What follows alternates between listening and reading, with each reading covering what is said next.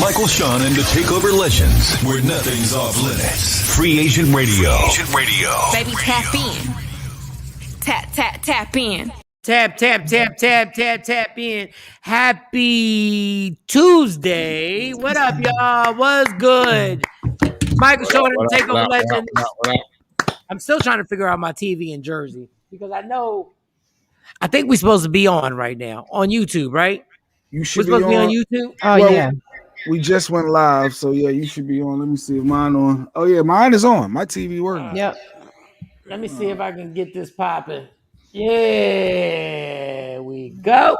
Why I look like that? It look like it's. I don't even know. I don't know. It's Maybe it's just my pixelating. screen. Yeah. Oh, No, it it's is. pixelated. Okay. But when I see it live, it's fine. I don't know what's going on, man. Hey, the theme is there. Yeah, it is what it is. I see what you're saying. I don't know why it's acting like that because when I'm watching it live, I don't know. Maybe it's a different channel. I don't know. Y'all look crispy when I'm watching it, but then I see it on there and it goes crazy. All right, Michael, Shawn, and TakeOver legends, Jay Black, DJ Cam, Shawnee Scott, Sexy Mo. I'm trying to get everybody on the IG live so we can get this popping because there's a lot to talk about. There's a whole bunch of craziness going on. There's a whole bunch of look. I had a good weekend, so. But then we had verses with Timberland. I just hit the wrong button. I forgot all about the Timberland and Swiss verses. Oh Jesus! Oh, they had a verse. I clearly didn't know about that. No, they had a verses. They previewed new music. They had songs with Swiss started dropping songs with Jay-Z, Lil Wayne, and doing a whole bunch. And they was drunk as hell, but you know what? You make that much money, go do it. So shout to Swiss, Tim. Did they think for verses? What else did they play? They played a lot of joints off of DMX's. Shout to RIP DMX. They had a lot of promotion for DMX's album, which is out right now, so you can go get it. Morning, Kathy. Mm-hmm. What else?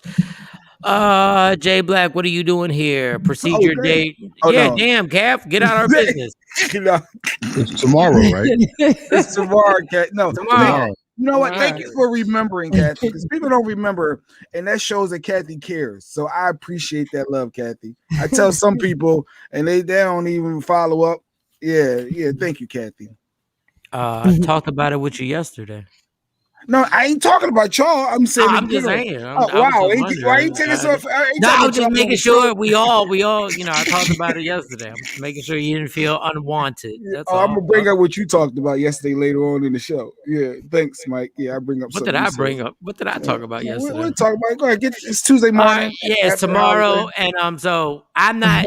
I'm making oath today. I'm not even arguing with Jay Black over anything because it's really his last day. Wait, no, I mean not his last day. Like you're gone. I'm like, here we go. I mean to say it like you're gone. No. I mean you're gonna be gone for a few days. Jay thinks he's gonna do major rotator cuff surgery, and he's gonna be back on Thursday. And I'm like, Jay, you're not gonna be here for the week. Like you're gonna at least not be here for the week. No, I should be good for Thursday. Okay. Once again, what did I say, y'all?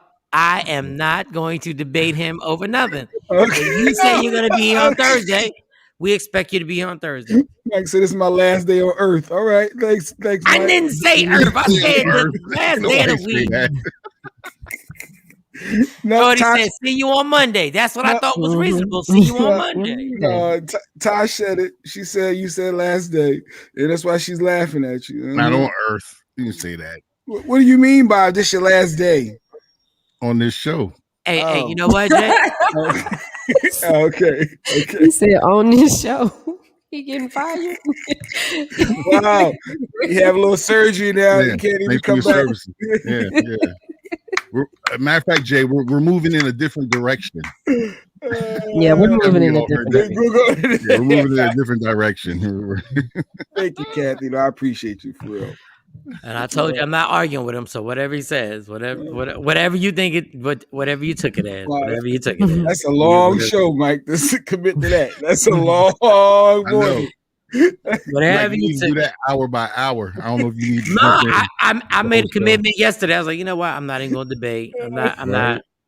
Okay. And Shorty Wop said, fade to black, J Black. I didn't say that. She actually put that comment on it. Grand opening, grand closing. Okay, Tosh. I'm not co-signing none of these comments. I'm not co-signing none of these comments. Okay, madam. I'm co-signing nothing. Just sitting here, everybody on Instagram Live. You can download Free Agent Radio, and you can listen to everybody. I'm trying to get everybody on here. Yeah, I got dropped. I don't know what happened. I don't know how Cam got dropped, but I'm gonna send it. I'm going to send it again. But you were talking about the verses. Yeah, the verses was good. I mean, they was drunk as hell. They was two older guys being drunk as hell. I ain't mad at them. Yeah, go ahead, enjoy yourselves. I'd be the same way if I had that much money and everybody was on it. I enjoyed it. I think I'm just starting to get older where I'm just not for all the shenanigans that go on and all the. Just play the damn songs. And once they got into drunkenness, I was just like, all right, just play the damn songs. And I like Swiss and Timberland. I really do. I really appreciate Swiss and Timberland. I just got like after a while, I'm like, just play the songs. Like, just go ahead. You know, if you like, y'all had plenty of time. There was one where there's one song that an instrumental got played that Swiss had sent him, and I think that's the one that had Ho's voice on it. Had Weezy or Hovey at one of them. Yeah, we. And then he was like, I sent it to you. I said, so y'all didn't rehearse? Like, y'all didn't practice on this big platform here? Yeah, y'all got this whole platform. Like, y'all didn't rehearse this? Like, I was confused. But, you know, who am I? But he brought it back. He brought it back. Yeah, he brought it back like a song later. And then, you know, people were actually, Lil Duval was like, you know, Timberland's dragging Swiss right now. Like, if you're not, the only people rocking with saying Swiss is winning this is people from New York. And I was like, I ain't pay that much attention to it. At this point, it's just a promotional situation where they're promoting everything and doing what they got to do. And the person that won was DMX because hopefully his album does crazy numbers. Shorty Doo-Wop said it was okay, but Tim missed a lot more bangers, and I hate Aaliyah songs cannot be streamed. It's not on the title playlist. So Tim couldn't play any of her. I saw Shorty Doo-Wop a lot of comments. She was all through the comments throughout the verses. But I didn't realize that Aaliyah he couldn't play any Aaliyah joints. Wow.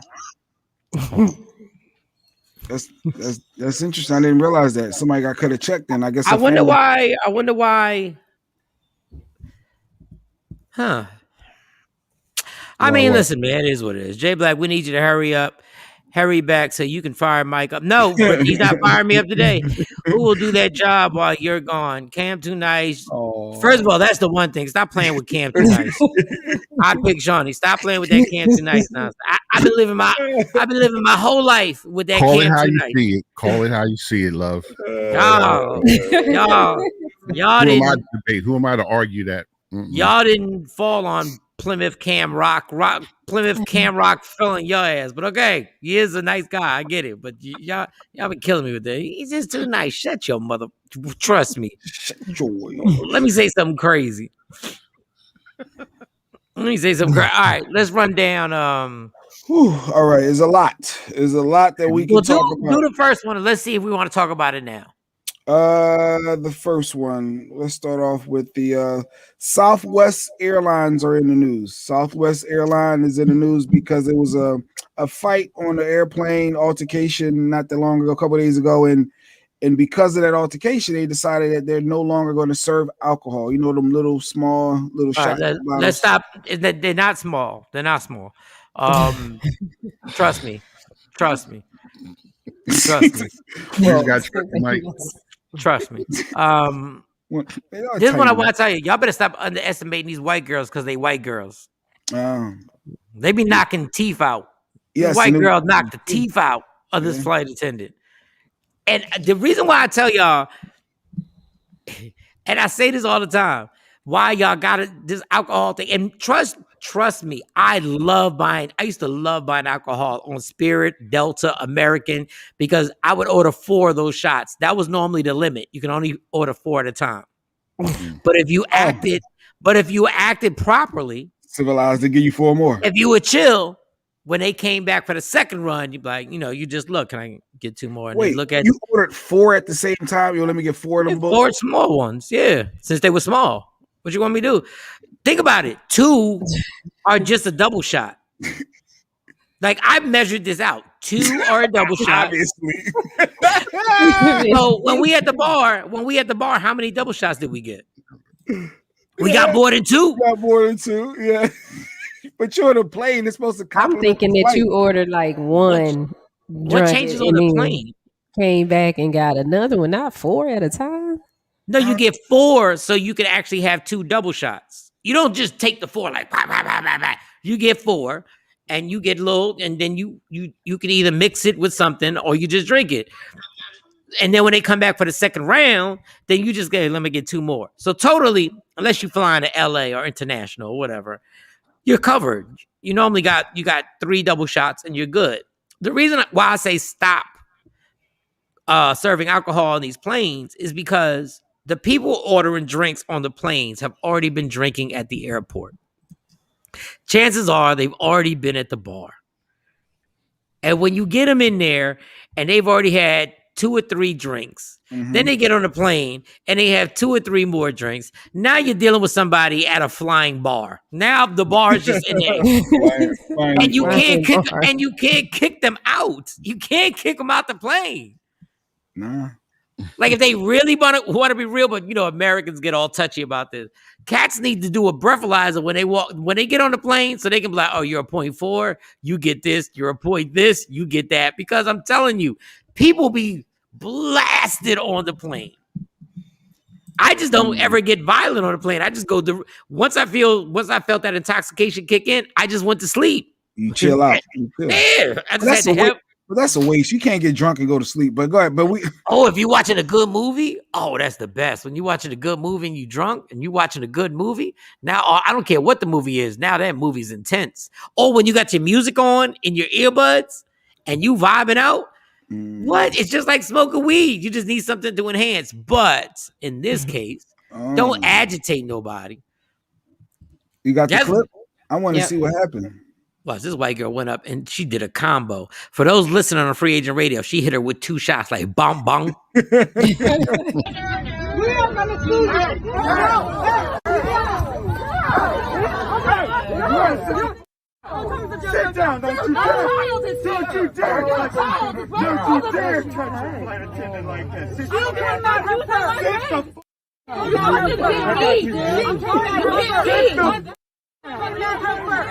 She came at her first. Sit down. Sit down. Sit down. She's on a child, too. She's on her door. If you know how to behave, it wouldn't have happened. Oh, wow. And I think, I'm not sure, Shawnee, but I think that the black man that stood up for her, I think he was a fellow flight attendant. He had a hoodie on. Well, he maybe not working. He worked for me. I was maybe not working. Like that second time, I was like, maybe he's an agent on the plane. He had a little spice in him too, so it sounded like he could. You don't ever hit a flight attendant like that. Don't you sit down. Don't you touch a flight attendant like that. I got you, honey. The black man came to the white lady's defense. All right, homie. He can't. He had his cape on. Captain Saver. No, we not today. You're not no flight attendant. Shorty said, see, other videos I seen was guys hitting girls. Look, man, y'all out of control on these planes. Y'all out of, just sit your ass down. And if they tell you to put the mask on, it's so simple. We know the flight attendants ain't no intimidating people. So when they ask you to do something, just do it. Yeah, it's the story said it all stemmed from, I guess, the passenger didn't want to bring the tray right, bring your seat back up right and your tray, put your tray away, and she didn't want to do all that. So when the plane landed, she got froggy. And then now she got a whole list of charges. I done seen people. I saw one dumbass go in the bathroom and smoke a cigarette. He smoked a cigarette in the bathroom, and I was sitting there going like, wow. Ain't nobody gonna know this. I'm gonna keep this door closed. So Ain't them nobody- cops was waiting for him. We landed in Philly. Them cops was waiting for him. They handcuffed him up. I'm like, dog, really? All you had to do was chill. They handcuffed him up the whole nine. So trust me, old girl's got legal problems because she put hands on her. And that flight, and these flight attendants sometimes be extra. They're extra. Like, let's not get it messed up. These flight attendants are super extra, thinking that it's not going to go down, and they think it's once they get in the air, and they do have power to get you in trouble, but they don't have power to duck. And if somebody decides to let off on you, it don't change if you can't fight. It don't change because you in the air. Shorty do I've said it's a lot of money and time when fighting in the air. Now you're about to have a felony and banned from flying for life. Yeah, it's battery is a felony. It's battery a felony that she's getting charged with. So that's a legit charge, and she can never fly Southwest ever again. Which ain't the be all and I had a flight attendant charge me up. Me and the girls were flying somewhere, I don't know, and we had our devices, but the white boy behind me had his music, but he didn't have his headphones plugged in, and it was loud. So she kept coming to me saying, well, if you're gonna play that, you got to put your headphones on. And I'm like, yeah. And that fourth time, she said, I've told you 3 times. I said, well, that's not me. That's him. White lady. It gets lit.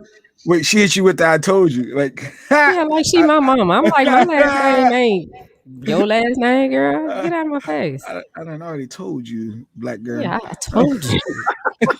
They go check with the extras. Okay, and I heard you, but that's not me. That's what she was thinking, Cam. Yeah. I already told you, black girl, 3 times. No, she was thinking, I done told you, black B. You black B. She ain't said no with a B. Everything started with an N. She ain't said no with a B. Everything started with an N, as she was saying. Yep. NB, this NB thinks she's uppity with these kids and all these tablets. Girl. Yeah. And sometimes you got to check them too, because unfortunately everything's financed on the plane. Just like being when you get on when you touch down, everything is about your finance. And when they realize that you're an important flyer and you start pulling out card, because I got a credit card for Delta, I got a credit card for Spirit, I got an American credit card, and you start pulling it out, and you might want to count my numbers on this card. You might want to count my numbers on this card. That's when they pay a little bit they play a little more attention, because I'll just wake up and when I have gotten charged up on a plane, like, you might want to check the numbers on this card, because I'm telling you. Oh, and then the great thing was when I was still working at K104, and somebody would say, "You don't know who he is." Now, I didn't say that. But when somebody behind you would say, you obviously don't know who he is, and then they would think about it, because they like, I have no idea about this culture. Who is he? This is Puerto Rican. Could be light skin. Is that French Montana? Is that French? And then they get nervous if they take any pictures. If anybody asks you to take a picture, if anybody comes to you and they take a picture with the phone next to you, now they shook, because now all they worried about is, can you press a lawsuit? That's all they worried about. Can you press a lawsuit? That's why the girl punching that old girl, she punched her clean twice. Like, the white girl can fight. Like, the white girl. That's kind of like 5. I kind of like 5 good licks. That's all. But there were 2 that made noises. They were like 2 that made They were 2. And I said, damn. I said, all right. But you agree with no alcohol because of that one incident? I'm sure maybe it was others that they're just not talking about. Let me tell you something. Agree? You see these basketball games where people are spitting on players, throwing bottles at players, throwing popcorn on players, and everybody's like, yo, the NBA needs to do a better job protecting their players. Guess what? You can't, as long as you sell alcohol. As long as you have alcohol in these people's system, I promise you can't. And dog, a Philadelphia Eagle football game, you cannot take your kids to at all. You can't generalize like that. No, a New York Giant football game, you cannot take your kids. They get drunk in the parking lot for 5 hours before the game starts. They some don't people care. some people are just obnoxious idiots anyway. Like they're just naturally going to Jay, wild out. I'm just telling you, the wild card and everything is alcohol. Once you put alcohol in the quietest person's system, it can lead. You can't predict it. You can't predict it. They get beer muscles. There's nothing you can predict after that. I call it liquid courage. For me, I used to just holler at every girl when I had my liquor. I can talk to every girl. You know, that liquid courage is something else. So who needs you walking down the aisle on an airplane with liquid courage, hollering at people as you walk by 7C and 8D? What up, girl? What up? If you don't go to your seat, what up, girl? What up? What up? Good morning, Don. Good morning, Don. What up, this girl? Yo. Yo, the worst thing to add to any environment is alcohol. It's the worst thing. These dudes aren't throwing water bottles at NBA players when they're sober. They're not.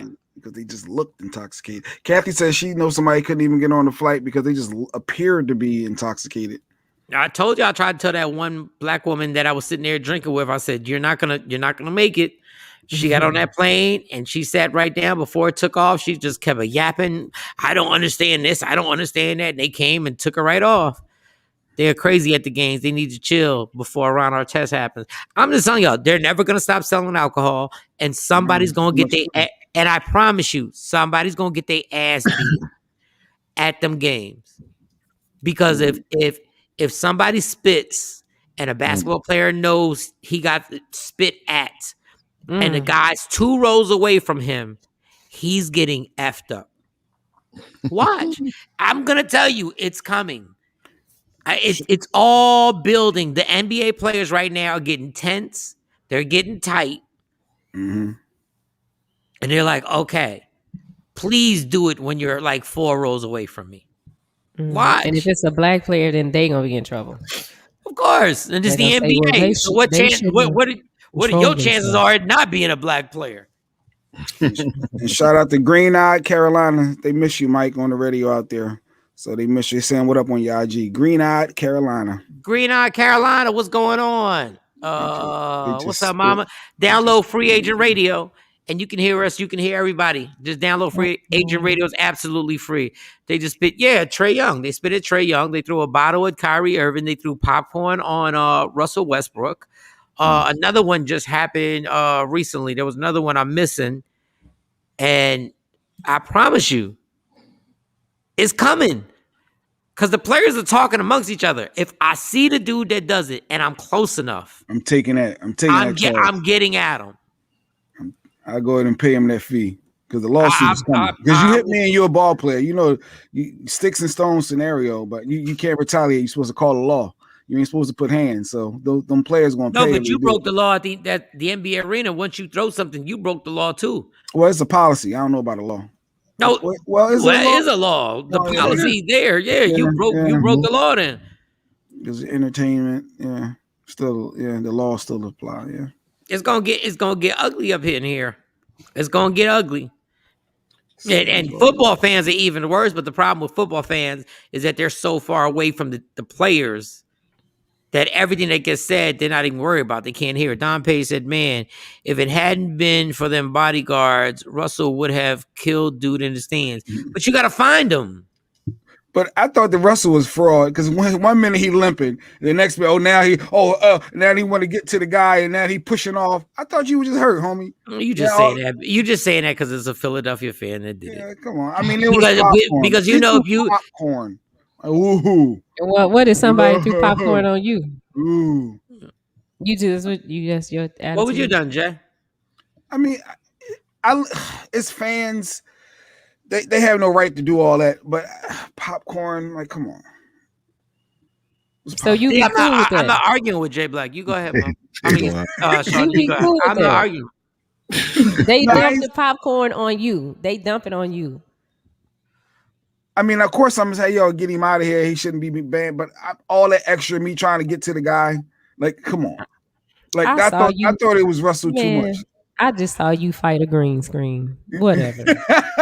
I just watched you fight a green screen. A green screen. First of all, I'm already hurt. I'm getting off the floor. I'm already hurt. And you purposely just put your cowardly hands down and put popcorn and throw popcorn on my head. You're getting effed up in real life. Yeah. He just can't. The only problem is he can't get to him. Yeah, it's very disrespectful, Don. And the problem is that's what these fans know. Let one player be able to get to them. Jay Black was fighting sorry.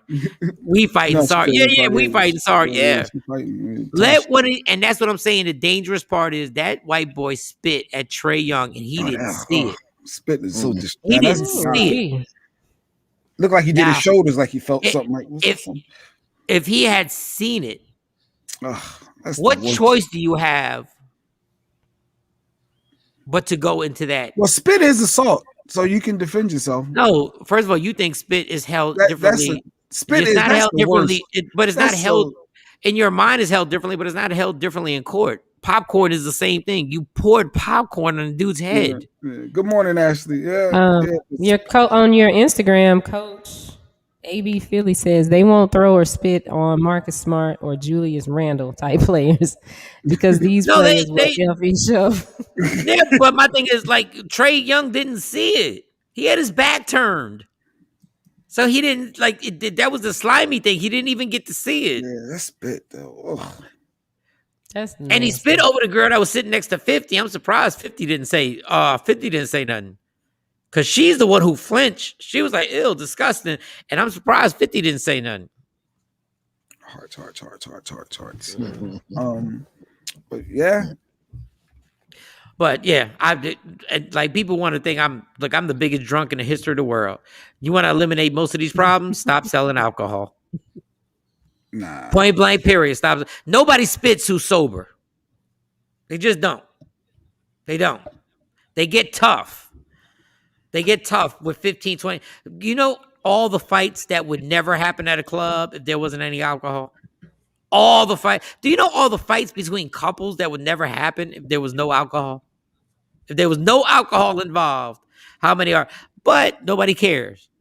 That's why you got people in the stands at football games beating each other up. At baseball games, the Texas Rangers had a game where dude beat the hell out this dude, and they had it on Instagram. That doesn't happen if everybody's sober because nobody even thinks about doing it. Nobody even worries about it. Nobody gets upset over stuff like that. Nobody's looking around. You get angry, like hard fouls or the refs not calling certain things. You do get angry. Dog, it was a Ranger game. They were all the same fans. They were rooting for the same people. I tried to save your alcohol. I tried. But it's never gonna happen because it makes too much money. Never happen, Mike. Yeah. It makes too much money. But y'all leave those places. They had a case where a hockey fan got killed in Philadelphia. Actually got killed. He was a Ranger fan. It was the Flyers. And they did they either killed him or the dude is like super permanently hurt.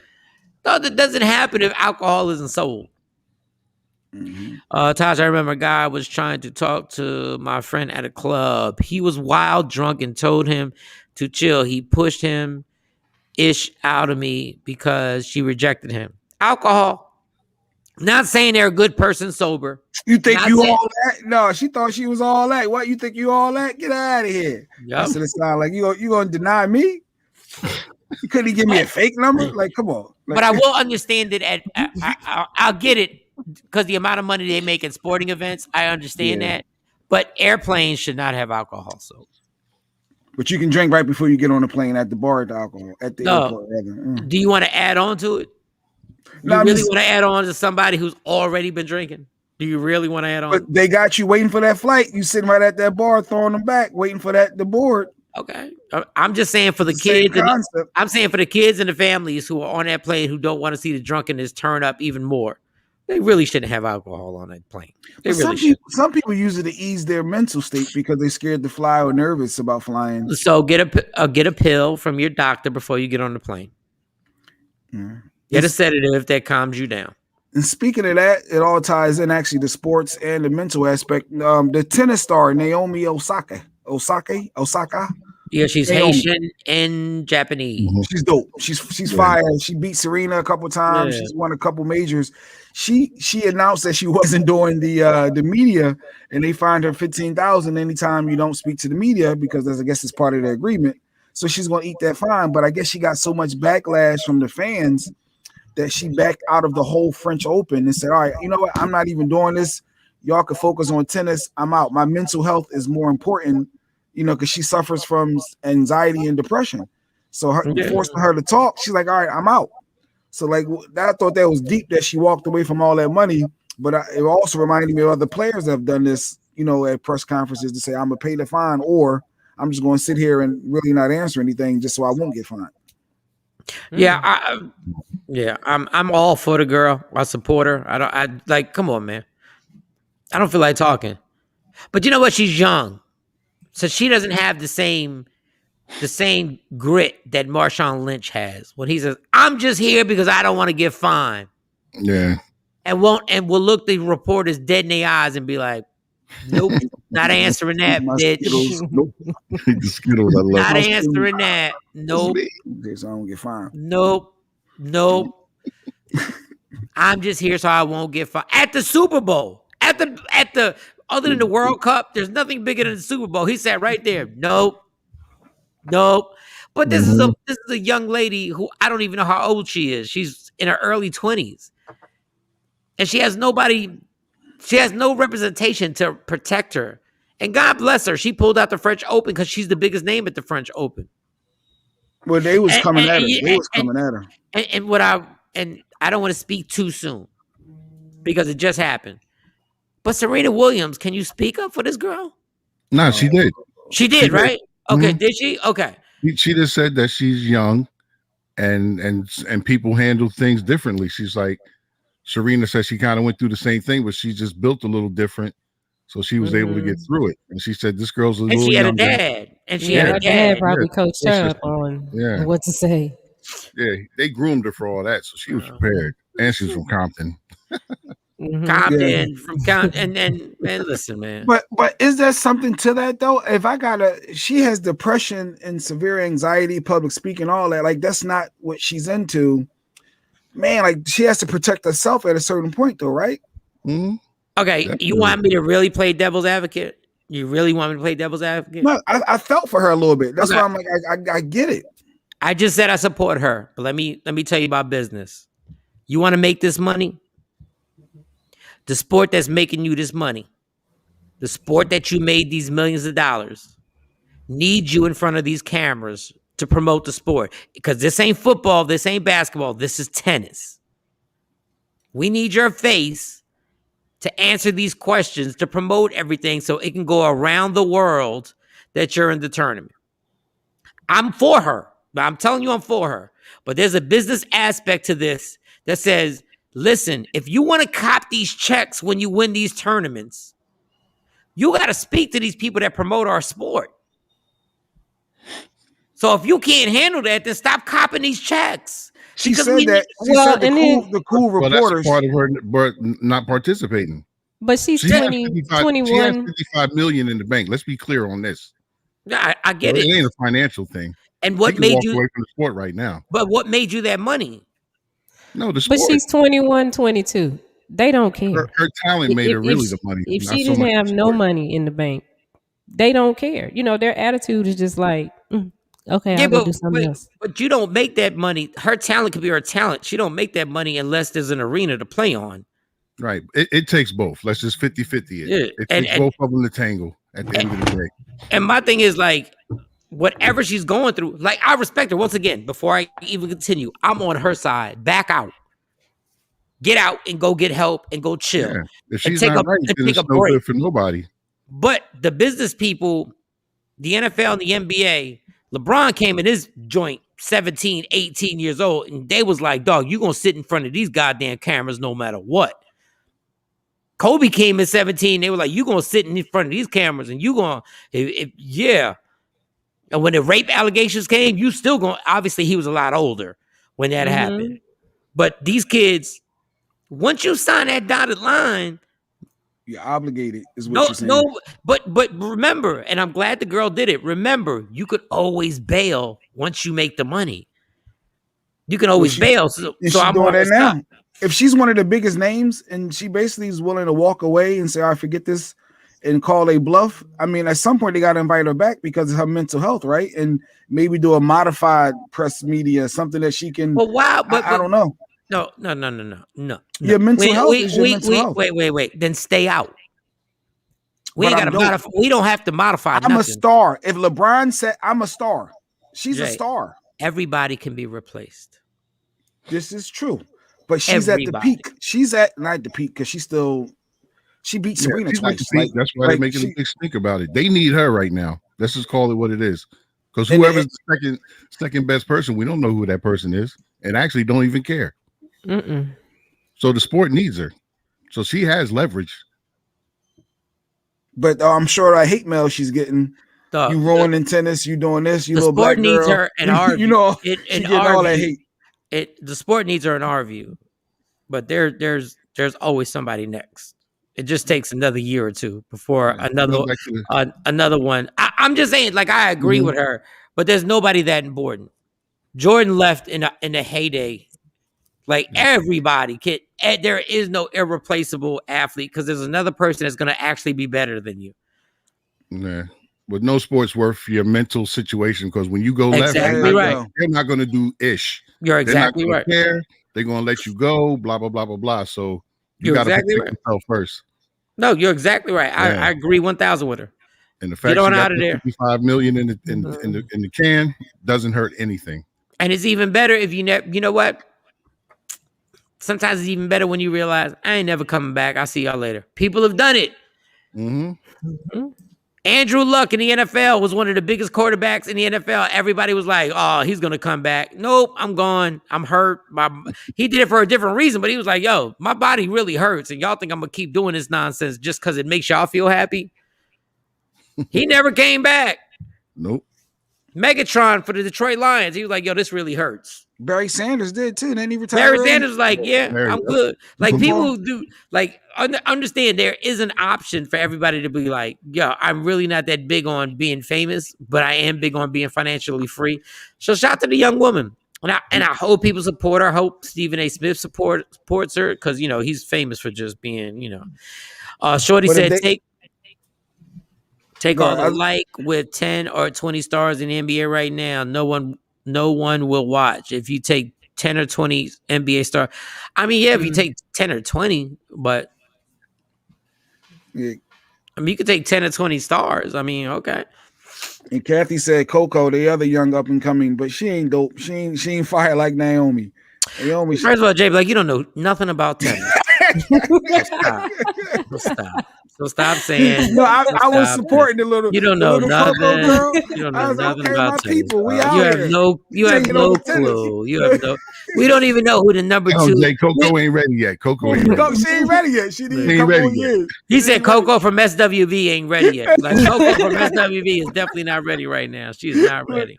Ever since the verses, she ain't been the same. That versus shook her up. We don't even know the top 5 people in tennis. Exactly. John McEnroe. No. Yeah. And we act. The funny thing is, we act like Serena. We act like Serena still ain't playing. Serena's still a sport.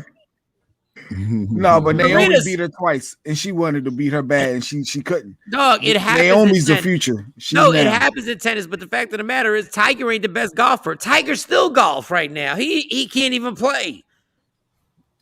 Is his name? He's getting paid off the name. And Serena's name. That's Serena. When Serena she shows up to a tournament, it don't matter. Serena still got it though. She still has the it factor. That's what I'm saying. Ain't got that Naomi it. She just one of them nemesis. She just can't get over at this point. She can't beat her twice now. Yeah.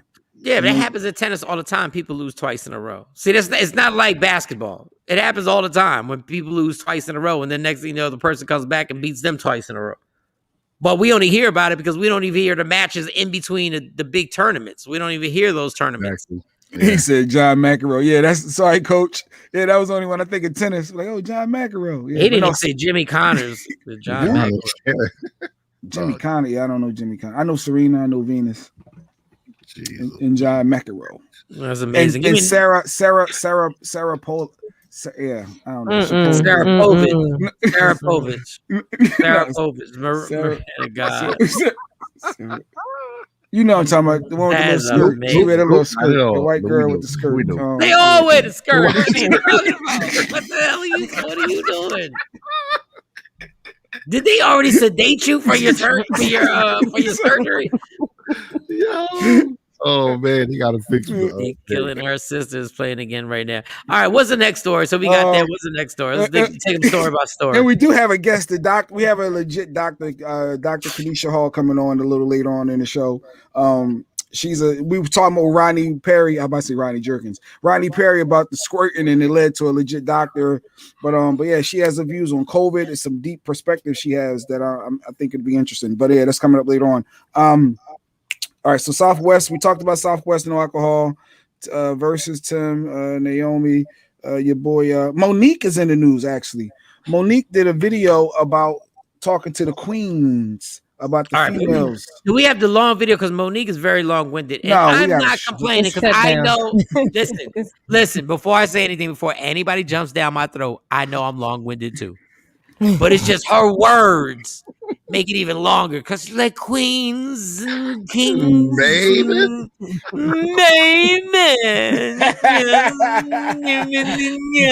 Only child talk. And I really do love Monique. She's always been kind to me, but boy, just play her clip. Let me see if I can get through it. Go ahead. When I say, hey, queen, I can only say it to the sisters that it belongs to. Because a lot of us are still in queen training. So if you're in queen training, stop being fearful of taking your position. And queens don't walk around with bonnets and headscarves and slippers and pajamas. That's for the house. When you go outside. Okay, her and Steve Harvey. God damn, my God.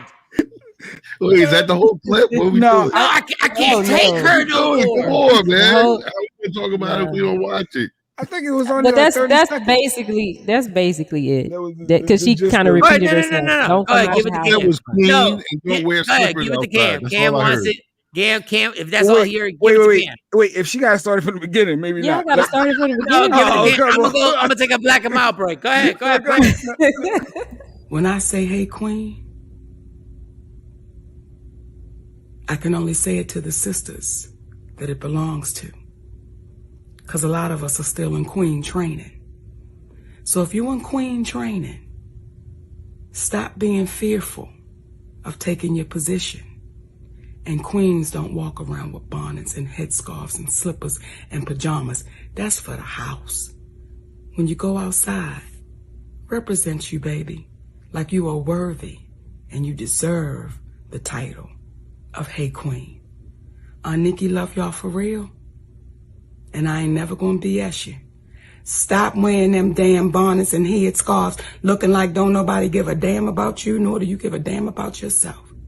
Because you beautiful. So represent it. I love y'all for real, my babies. All right, Cam. Yeah, that didn't hurt nobody. My goodness. A little patience, people. A little patience. She did a video. Shorty Doo-Wop said what I said. She did a video with no bra on and a robe. Just saying. But stop. The whole clip was like 5 minutes, Cam. She could literally have the secret to life. She could have the secret to life, yo, and I wouldn't be able to get through it. It's a 40-minute video. Just tell people don't wear bonnets. Just tell people don't wear slippers and flip-flops. Baby, why are you and Steve Harvey so goddamn long-winded all the time? You are not Martin Luther King. You're not Malcolm X. We ain't got time. Hard-headed ass kids. Babies. Queens in training. Where are these queens in training? Is there a trade school that I don't know about? Like, y'all just queens in training. They need one though. I'm with Don. Them big old eyelashes too. Yes. But did you not have a thought on her not having a bra on in the robe, trying to give this? I don't know. She didn't think this out properly. If you're gonna be in front of millions of people, and then you're gonna tell somebody not to go to Target or Walmart, What are you thinking? Doing it in the Target parking lot. Oh, old girl is just trying to get some eggs and some 2% milk. You're in front of millions of people, and you got that.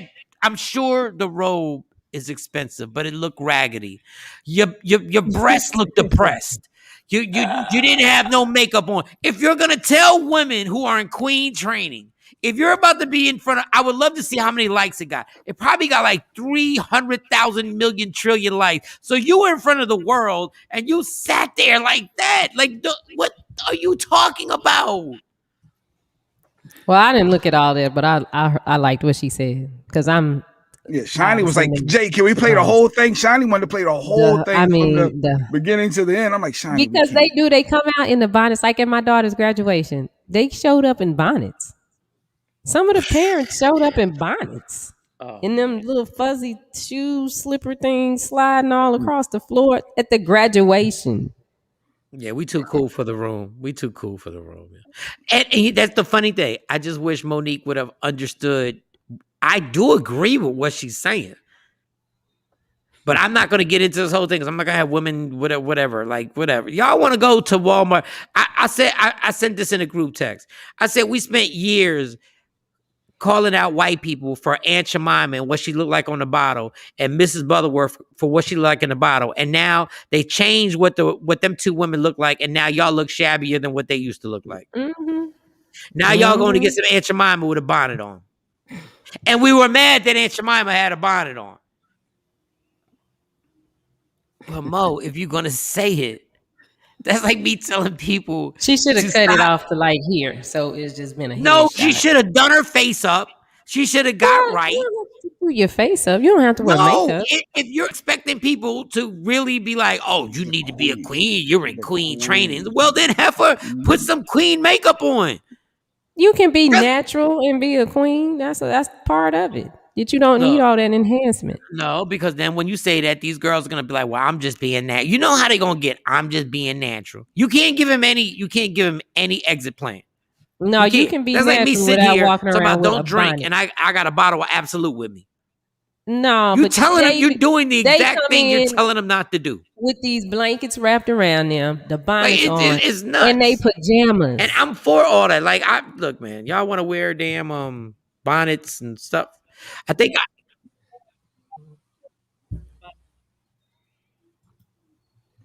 I think I'm the one having problems right now. Yeah, I can't connect directly to my. Did y'all have problems with your internet right there? But I saw you get fuzzy. I saw you. Yeah. Yeah, because I can't hook up directly into it down here. My wife said Monique just need to mind her business. I was wondering what my wife thought about that because I've seen my wife have a little scarf at a time from time to time. Maybe that's why. I mean, I put a bonnet on in the house and I tie my hair up in the house. But when I got to step out the door and go somewhere, that's not how I'm going. I agree. Bonnets are for the house.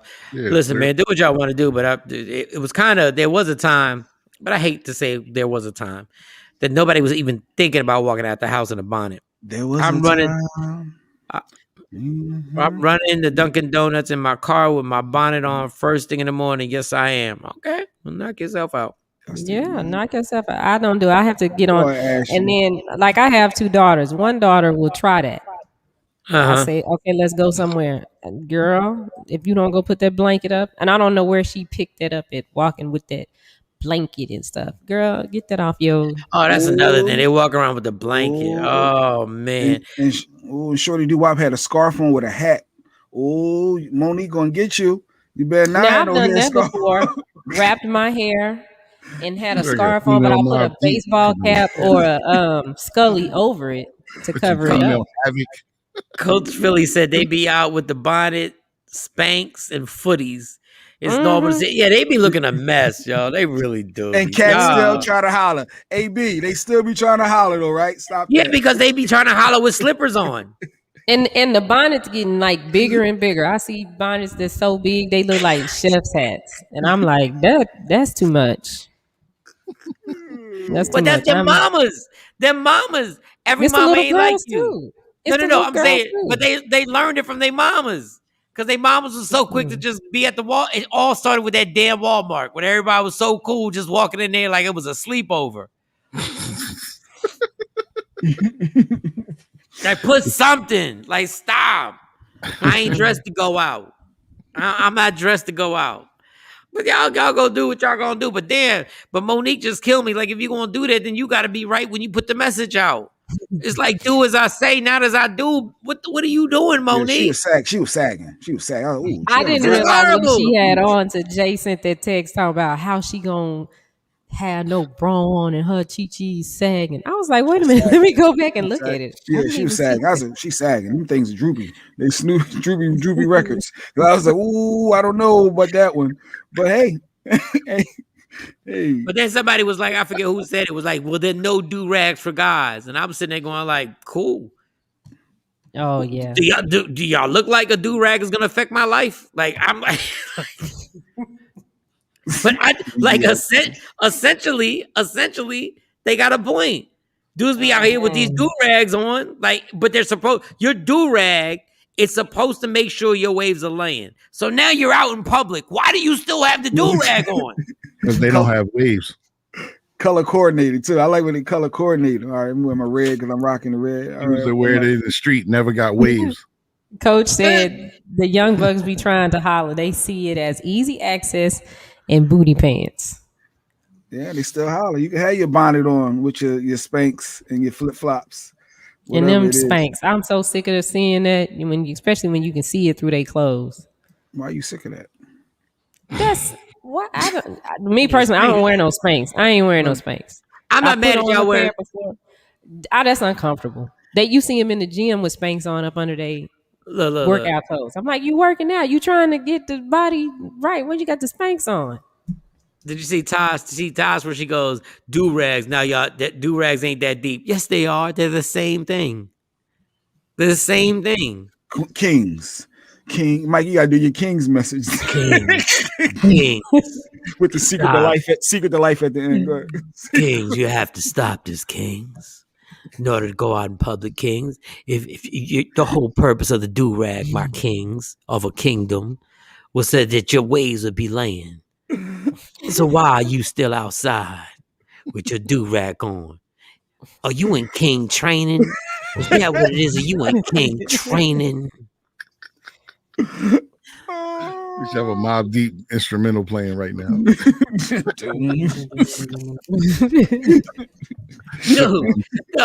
forget the do-rags. I'm tired of y'all young boys got your whole ass out. I never that is absolutely gay.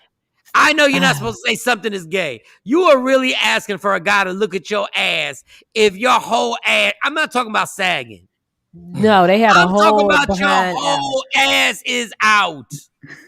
Whole behind. Your jeans are under your butt cheeks. Butt cheeks, yes. What are you doing? What dog? Do you understand what type of look? I can say this that because I'm not saying something that's gay. That is just something that seems to be. No, you want another dude to look at your ass when you show your whole ass out, dog. Mm-hmm. Y'all really be acting tough. Y'all really be acting. Y'all be looking crazy. You sounding old. That's cool, Mike. They be chilling. Dog, let me tell you something. There are certain things. There are certain things in this world that I understand why white people look at us and go, "What the hell? Why do they do that? What the hell?" Do they know what that means in jail? Do they really know what that means? Yeah, do you know what that really indicates in jail? The origin. Where did it come from? Sissy. That means somebody rammed up in you. Faggoty. They don't care. I had a grown man try to holler at me like that, and I'm like, if you don't take your 50-year-old behind. I said, no, I don't. I can't talk to nobody that don't have to wear their pants up. And y'all if can't in a fight, what you gonna do? I got to do all the fighting because your pants hanging out. You can't run. Your pants is hanging there. Y'all sit up here act like because your jeans are expensive that it changed anything. Are you stupid right now? See the label. Show you his label. Yeah. So there's a certain point, man. That's why I love Gilly, but Gilly be co-signing everything these young boys do. But I like the fact that Gilly actually tells these cats some other stuff. But Jesus, like y'all are killing me. I'm trying to figure out how sweats be tight and they butt showing. Butt be showing. Oh my God, them sweatpants be so tight, and they got the nerve to have their butt out. So if you want to ask me what I'm really worried about, if I had to pick between the bonnets and 18 and 19-year-old boys showing their entire ass at the Walmart, you know what? Rock your bonnets. Let's deal with these feminine ass boys. Let's deal with them. This what's his name? Machine Gun Kelly got long ass fingernails. Shut up, man. Oh my God. Like, dog, stop listening. This white boy should be canceled out the hip hop culture. You want to cancel his ass out of here. He got long ass nails on his girl's back. Like, oh my God, look at my nails. If you don't shut your ass up, your little corner. I saw this video. Machine Gun Kelly had these nails longer than any chick I've ever seen. He had them on his girl's breast, showing them off. I'm like, why? I said, the Illuminati got to you. Oh, they got to you to feminize you. But yeah, if I had to really beef about either bonnets or little boys walking around with their entire ass out, you know what? Y'all rock your bonnets lately. Y'all rock your bonnets and do whatever you want. You know how stupid a person you have to be to walk out in public with your entire ass out as a man. You pants sag, Mike. Stop that. Everybody pants sag. Dog, I'm saying the entire ass is out. I'm not saying it used to be the top of your boxes where you can see the brand of your boxes. Your entire ass is out. Do you know how stupid you have to be to do that? You're a stupid dummy. And then they have on tight drawers up under there too. Like they don't even stupid dummy. They girly. Yeah, you see the butt and everything. Oh God, y'all sounding old though. Y'all sounding old. I'm sounding like a man. I don't know about that old rap. Ooh, okay. Yeah, ooh, that. Yeah, well, we know Jay walk around with his ass out. Grown ass man. Jay walk around with a belt on as well. With the Gucci belt, you gotta have it with the logo popping. Let's go. Oh my God, y'all just kill me. Look at my belt. Look at my belt. Yeah, and the shirt be small. Tight shirt. Real talk. Be ridiculous, y'all. Take a break. It'd be ridiculous. What about the other one? You forgot the other one. What's the other one? Jay, there's another one? No, I was saying take a break and come back. Well, what Shawn you talking about? Wait. The one with the school. New York Yes, City that's school. what I want to take a break and come back. We'll take a break. When we come back, we're going to tell you when your kid's in the first grade, they're teaching them how to masturbate in school. Hey, I'm just... What? Legit masturbate. Listen, we'll take a break when we come back. I'm just telling you they're teaching your kids how to masturbate in school. I ain't make that up. And don't you dare get offended if your full ass is showing right now.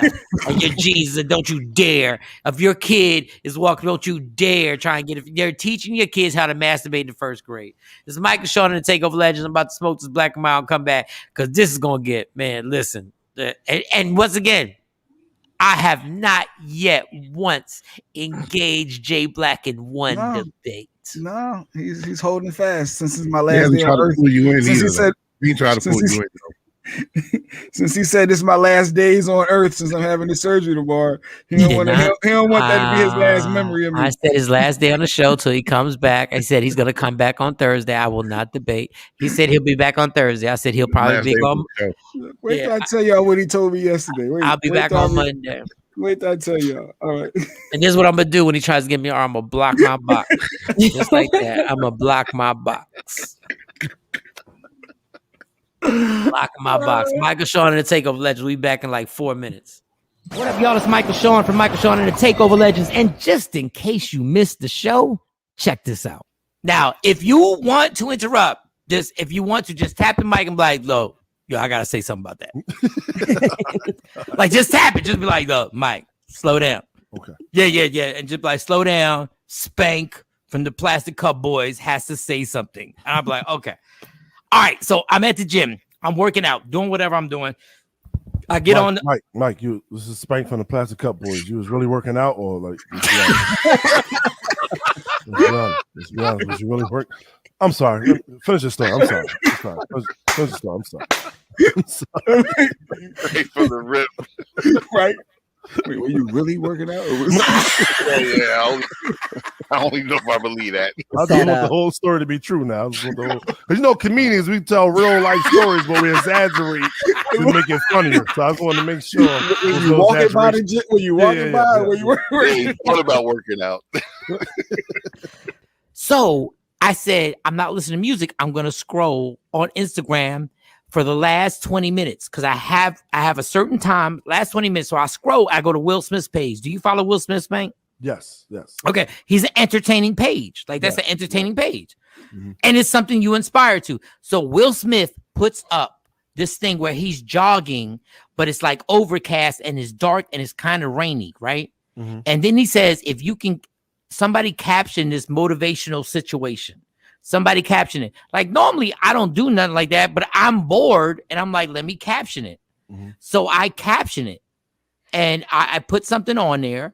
I said, sometimes the most important journeys you have to travel will be by yourself. Mm. Mm. All right, Spank, wait a second. Because I know you know Will, but wait a second, Will. Spank, I went back in Instagram like 10 minutes later and he liked my comment. Oh, wow. Spank, don't you degrade me, Spank. Don't you dare. Will Smith liked your comment. Spank, don't you do that. Don't you do that. Don't you do that, you bougie bastard. Don't you do that right now, Spank. I got to ask one question. All right, back to Spank, don't do that. I got to ask one question. What's the question, Spank? Did you repost that he liked your comment on your personal page? Like, yeah, Will Smith. I'm going to repost it today. It just happened. Why? I'm not supposed to repost it? No, Mike, you're somebody, so you don't have to do that. You're somebody. You don't have to do that. Are you serious, man? Yes, you're established. You don't have to do it. But Michael Shawn and the TakeOver Legends. Your escape from reality. Right here on Free Agent Radio. Hey guys, it's Sexy Mo of Michael Shawn and the TakeOver Legends. May is National Menstrual Month, and millions of women and girls are kept from reaching their fullest potential due to poor menstrual hygiene and lack of education. Protect the most precious jewel in the world to you. Visit getpadstoday.com to experience Rain Premium Sanitary Napkins. Rain pads are infused with the Nobel Prize-winning material graphene. Graphene strip provides various health benefits that potentially help relieve painful abdominal cramps, balance the body's pH, and graphene moves heat away from your core and help keeps you dry. Get yours today at getpadstoday.com and begin experiencing a less painful and drier cycle. Finally, your feminine flow has met its match with Rain Sanitary Napkins. Protect your most precious jewel today and visit getpadstoday.com.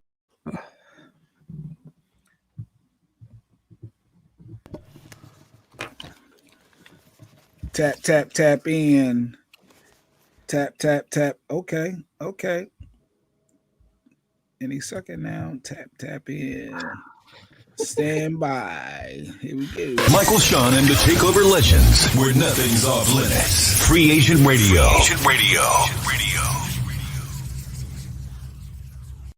What up, y'all? It's Michael Shawn and TakeOver Legends. Jay Black, DJ Cam, Shawnee Scott, Sexy Mo coming up with Allegedly, and we got Dr. Who? What's her name again? Dr. Kanisha Hall. She Jay Black is excited.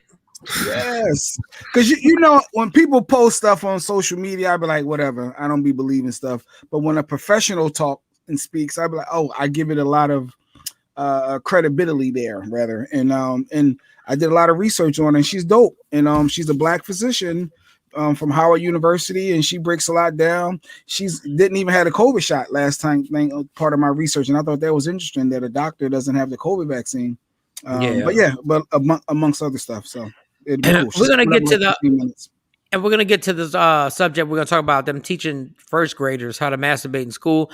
Real quick, World Star Instagram put out Mount Rushmore of errors, and they did it by the years. So let me give you the years. From 86 to 90, they say Big Daddy Kane, Rakim, KRS-One, LL Cool J. From 90 to 94, they put Ice Cube, Snoop Dogg, Chuck D, and Scarface. I'm glad somebody finally put Chuck D in something. Thank you. From 94 to 98, Tupac, Jay-Z, Nas, and Notorious B.I.G.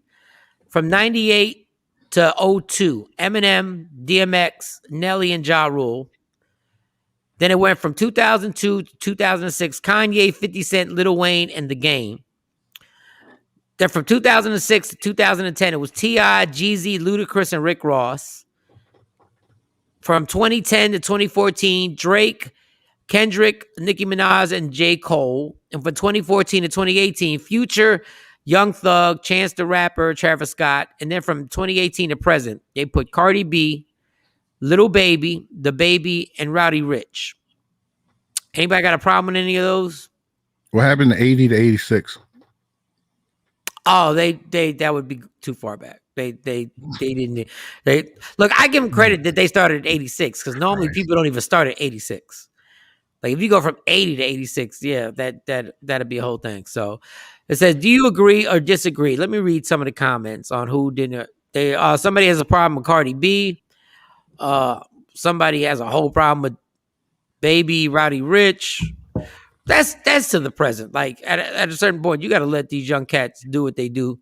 Yeah, let them wear their pants. Let them sag. Yeah, let them pants sag.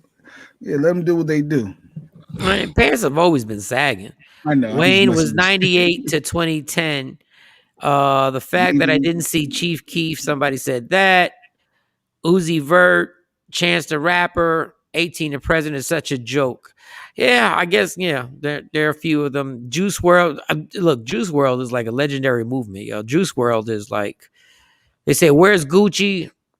I don't think Gucci was let me not say that because then y'all jump all down somebody's throat because of view and opinion. They say, where is Pop Smoke from 18 to present? Somebody said, where is T-Pain? Tallahassee's Pain. Okay. Nobody put Wu-Tang. Polo G, 18 to present. Yeah. Nobody put Bone Thugs and Harmony. Y'all really? Okay. Bone Thugs and Harmony. All right. Eminem is also 0206. Nobody put Big Sean. NBA Youngboy, who's in jail right now. NBA Youngboy should be from 18 to present. NBA Youngboy should definitely be from 18. I can't believe that boy's still locked up right now. And they said switch Cardi B with Megan. What's the difference? Did I say that out loud? Sorry, my bad. Yeah, what is the difference? Sorry, I don't know. Man. Even though, let me say this about Megan Thee Stallion. I may not appreciate the content. Megan Thee Stallion has improved as a rapper. Like the more I listen, her flow has definitely improved as a rapper. Her flow was really like, when she first came out, was like 1, 2, 3, 1, 2, 3, Like she's really, I gotta give her credit. If I'm gonna murk her when I didn't feel her, I'm like, her flow has really improved a lot. Slow flows remarkable. Like her, I really like when I hear her rhyming now. I see she has taken things to another level. I mean, they got a few other people on here. Kanye was literally released graduation 808. So yeah, Kanye could be down for a lot. Even though a lot of people just they don't want to give Kanye the credit that he deserves, being a producer and a rapper. Who else they got on here that they're saying? Eminem's still up there. Eminem is still up there. Who else? Let me see if I can see any other comments real quick. Y'all got Young Thug instead of Nipsey Hussle. Oh, yeah, Nipsey should be somewhere in there. All right, I just wanted to put that out there real quick for all my hip hop fans. So, Tosh, you missed it. He ran through the history of hip hop, Tosh, and I know you're hip hop head. Yeah, Tosh will get too damn serious. And right. before you get into masturbation, Shawn, there was a comment that I got. That sounded very close. About the bonnet. It said, if I decide to wear a bonnet at the airport or going through drive-thrus, that's my business. It doesn't affect anyone. my self-confidence is self in all caps for a reason. I don't need a soul to validate me. What do you say to those people that think that they can Okay, do that? number one, I never said you didn't have self confidence. What I said was what was not going to work in Shawnee's house. So if you want to walk out in a bonnet, you want to walk out in your Spanx, you want to walk out with your fuzzy slippers, that's you. It's just not what I'm doing. So you don't have to. I don't validate a damn thing to nobody about what I do because I'm the only one that pay all these bills over here. So that should be your attitude. I don't even know you, whoever you are. It's not what I would do. I didn't say I was better than anybody else. All I said was what I won't do and what I don't like. If that's what you like, that ain't got nothing to do with what we doing over here. Shawnee don't do tacky. Shawnee just don't do what Shawnee don't like. That's it. Yeah, the slippers and the Spanx, the bonnet. I don't like that. I have they said that's my homegirls. point. Oh, that's my point. Yeah. I agree with Shawnee. So the Yeah, same I person have that was their point. homegirls. I got cousins that I love dearly. We kick it, and that's what they do. We still kick it. I don't say, "Oh, I'm not going out with her because she got that bonnet on." If she get in my car with her bonnet on, I don't say, "Well," because some people be like, "Well, you can't go nowhere with me with that." Listen, that's you over there. You ain't gonna be I'm just embarrassing not me. doing it. I mean, well, it don't embarrass me because I'm me. So we grown. Let me walk this slippery slope real quick. Let me just walk this slippery slope real quick. Some of y'all do it with the bonnet, and I'm not agreeing with the bonnet. I'm not. It is whatever. But just some of y'all will do it, and it don't look that bad. Some of y'all look like trash.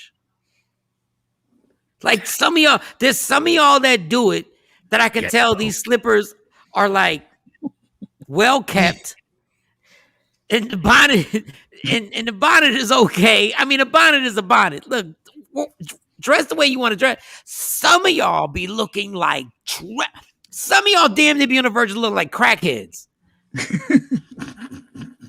Like in real life, some of y'all be looking like y'all need spare change. Morning, Tamara. Because there's always a different level to it. The only thing that I say there's no level to is, boy, I don't care if your jeans cost $1,000. If your whole ass is showing, do you understand how crazy that looks? Yeah, that's a problem. Now that I would say you can't go nowhere with me like that. But I mean, some of the girls at the track, when we go to track practice, some of the girls on the team show up with their bonnets on because they're trying to protect their hair. My daughters, I tell them, you better think about what kind of hairstyle you want because you're not wearing a bonnet to practice. They're running and sweating, and okay. I don't care. Figure it out. How do you want your hair? Get them cornrows. Even if they go into track, at least you're doing something like a physical activity. Like some of y'all just, once again, it's just how you deliver the whole thing. Some of y'all really look. Put the last one up so I can read that. Stacy. Stacy, my slippers are real Fox on some Air Max slides, and I wear them in the house only. Okay. Which is some of y'all be looking homeless. Y'all be looking homeless. Not to mention y'all be looking ashy as F. Some of y'all walk out, y'all really on somebody. I don't give a damn. And if that's what you want to do, I get it. It's everybody's personal choice. But I go back. Y'all little boys wearing that whole ass out, that is a whole nother level of just like, I don't know what you're doing. I don't know what you're doing right now. Good morning, Jacqueline. Mm-hmm. And some of your little boys be walking out with your ass out, and then we'll want to shoot somebody if a guy walk by like, yo, you got a fat ass. How you gonna be mad? How you gonna be mad if somebody say that? You guys. And y'all be some tiny little boys too. It don't even be like it don't even be on some jailhouse stuff. Y'all be some tiny little boys with ass out. Face down, ass up. That's the way they like to what? That's what y'all be doing. Too far. I'm like, wow. I said, y'all. All right, so let me get everybody on Instagram Live. New York. Oh, where we at? IG. So the doctor coming up in like 10 minutes. All right, let's Let's get everybody on here before we play. Did y'all got the animated little video I sent? Yeah. Oh man, this is where it goes so left. It goes so left. Now, mind you, these are first graders, y'all. Oh, and I like to tell you, masturbation is natural. It's something that everybody's gonna wind up going through. Wait, how old are you in the first grade? First grade, 5 or 6, 5, something like that. 5 and 6, depending on the year, your birth 5, month. 6. Rather. Okay, 5 or 6. All right, let's play that damn whatchamacallit. Play that clip so everybody can get a gist of what we're talking about right now. Because this is where things get a little different. All righty, here we go. Jeez. Why do I do that? Hey, how come my penis gets big sometimes and points up in the air? That's called an erection. Sometimes I touch my penis because it feels good. Sometimes when I'm in my bath or when Mom puts me to bed, I like to touch my vulva too. You have a clitoris there, Kayla, that probably feels good to touch the same way Keith's penis feels good when he touches it. But have you ever noticed that older kids and grown-ups don't touch their private parts in public? They don't? That's right, Keith. It's okay to touch yourself and see how different body parts feel, but it's best to only do it in private. Well, if private parts are so special, why do you cover them up? Because they are private, silly. That's right, Kayla, because they are private. Wow. Well, all right. Wait a minute. What did I miss? Wait, Mike, recap. What did I just watch? Hold on. That's a little video that was, I think that was shown to first graders, and they were talking to kids about their private area. Now, when we had this talk in school, I think I was in the 4th grade. I think I was in the 4th or 5th grade. I just think the first grade is a little, but listen, man, I'm not a therapist. I just want to know. Like, oh, yeah, New York. I want to know, were the parents aware that their first graders were going to school and they were going to learn how to touch their private parts? Now, listen. I'm just asking. Wait, did Tamara, she get a glass of wine too at the same time? And she was like, oh, wait, what? Oh, what? I feel like we have to play that again too when you talk about it. I think we're gonna need a moment. We're gonna need a moment. So, Mike, so you're saying you're okay with it as long as you knew about it as a parent prior? You can't just teach kids this masturbate. Listen, I'm a freak and I wasn't masturbating in the first grade. So now you're giving my kids this technique. So if a kid in the first grade says, oh, technique, if that's what happens, let me tell you the one thing you don't want to do is speed up the masturbation process. Like, let that settle for a little bit. Because for a guy, once it starts, it never stops. Like in the first grade, I've been thinking about it in the first grade. I didn't even know it was possible. So, not in so public. now when you go home, you're like, wait a second. This is not in public. It's not in public, please. It's not in public, but you can. Now you don't want to never leave the house. You can do it when nobody's around. Do I have help with that? Should I tap someone in to help? Like, like if you're gonna teach somebody's kid about masturbation, shouldn't the parent, no pun intended, have a heads up on like what? Like for real, like let me know why my kid, especially a boy, why my kid just locked himself in a room once he came home. You're like, what? And let me know why my daughter now is all of a sudden taking 3-hour baths. Like I need to know. You gotta play that again. D. Marie, good morning. At that age, do they even is there even any ejaculation or sensation or anything like that? Well, at that wet dreams happen for boys I don't know what age was that? It's like I 8. know first grade. It's not first grade. Like I was literally in the 2nd or 3rd, like maybe like 3rd. No, first grade is 5. I think it's 5 like or 6. She said 5 or 6. Yeah, I guess it 5 or depends 6 in the first grade. When your birthday falls. Yeah. Tasha said, I learned that from watching sex on HBO. Never learned that in school, and that's why. That's why our sexuality it's kind of screwed up. That's why. Can we play that again though? For those who missed it, please. Free Agent Radio is the ad. He just wants to see it again. or because You that want was to learn how to interesting do me. it. You need I'm to like, make wait, sure you know what to Somebody do. on the IG live Not in said public. my son started at 5. Well, he was an early learner. D. Marie 5. Well, no, if his birthday is before the school year start, it could be 5, I guess.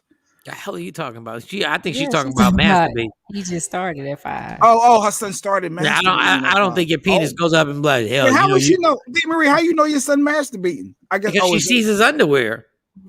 Yeah, that's his mom. He probably did it in front of her and didn't think anything was wrong with it. Well, I don't think he did it in front of her, but you never know. Do you make it But an they issue though? kids. But do you make it an issue? Like, oh, don't do that, or do like? Okay, can we stick, Jay? Can we stick to one topic at a time, my dude? Yeah, I know. Can we Play start it again. back Let's play it to again. whether a teacher? Yeah, she got me because D. Marie got me one. Like, wait, did my mom know about me when I was young too? But go ahead. Go ahead. You want me to play the clip? Yes, please. Okay. Play the Jay's clip. fascinated with this clip. Go ahead. Hey, how come my penis gets big sometimes and points up in the air? That's called an erection. Sometimes I touch my penis because it feels good. Sometimes, when I'm in my bath or when Mom puts me to bed, I like to touch my vulva too. You have a clitoris there, Kayla, that probably feels good to touch the same way Keith's penis feels good when he touches it. But have you ever noticed that older kids and grown-ups don't touch their private parts in public? They don't? That's right, Keith. It's okay to touch yourself and see how different body parts feel, but it's best to only do it in private. Well, if private parts are so special, why do you cover them up? Because they are private, silly. That's right, Kayla, because they are private. Stupid dummy. Oh, I got a problem with all of this. I got a problem. I got a problem. There's a talking chicken. I got a problem that we got a brown teacher and a brown girl. I got a problem with it all. I'd be mad if my daughter came home in the first grade and told me, "Mommy, look at this video we watched." I listen, man. I don't know. What is it with the chicken though? Why you got an issue with the chicken? Why is there a talking chicken talking about private parts? This is, I mean, this ain't, let's sit down and have fun and talk about this. They in the first grade. I ain't started talking to my kids about sex till they were probably in the 4th and 5th grade. Yeah, the first grade is a bit much, y'all. Like they just got out of kindergarten. Like we're really gonna tell them they watching Caillou. They still watching Mickey Mouse. I'm trying. I'm trying to work with y'all, but this is like it's a lot. It's a lot going on with masturbating and touching yourselves in the first grade. But once again, it's natural. All I'm saying is just tell the parents so they can decide whether they want their first grader to take part in this class or not. That's all I'm saying. And parents, if you decide you want your kid to take part in it, I don't have a problem with it. Just as long as you know what your kid is coming home knowing now. That's all. Yeah. So you can be prepared. So you can know, what's really going on. Did you teach your boys did you say PP in private when you was talking to them about their situation? Private? No, like did you say PP, pecker, private? Like did you give them the real name? Because I know my wife is big on saying penis to my son and making sure he knows to say, hey, they don't want to touch your penis. Because apparently it ain't legal. Penis. I didn't do the baby stuff. I didn't do the goo goo gaga. I never talked to my boys like that. Yeah, my dad told me that's your Dick Clark. No, the host of American New Year's Eve. Oh, that's what you called it. The host of New Year's Eve. Okay, and American Bandstand. Yeah, rocking. Yeah. He said that's your Dick Clark. That's what he said. My dad said, nobody touch your Dick Clark. And I was like, wow. Ain't that the guy that says 5, 4, 3, 2? Okay. All right. Mike always goes left with it. Always goes left. No, but by teaching them the word penis, my wife had got this embedded in my brain that I guess something happens legally, they could say, oh, well, what does PP or private really mean in court? So if they know the real name of their penis, that's legit. You're supposed to teach them the real name. So don't say PPs and privates. Let the kids know their real names of their body parts. All right. We got somebody. Stacy said, The kids in daycare from 1 on up. Oh my God! Why does she say this? She's in daycare. She said the kids in daycare from 1 on up masturbate all the time. So some children do need to talk early, but not to a chicken. Yeah, exactly. No, but this is the thing. Like my chicken. fiance works at a daycare center. She says it happens all the time.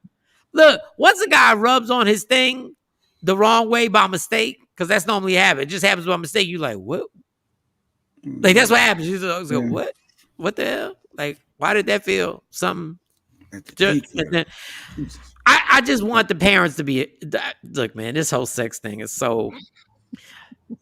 We make sex a bigger thing than what it really is because as Americans, like we really are uncomfortable with nudity. We're uncomfortable with with all that stuff. And in other countries, like seeing somebody's breasts is not a big deal. And seeing somebody's body's not a big deal. It's what your actions are with that. But just as long as you tell the parents. But now I'm disturbed that my fiance works around little 1-year-olds who be masturbating. Wow. Yeah, now I need to beat one of these little badass kids' ass. We got our guests too in the waiting room. Come here, little man. Come here. No, you. Come here. I see you.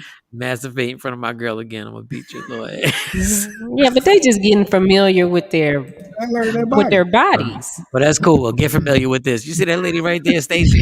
That lady right there, Stacey. Pull them pants one more again. One more again. So the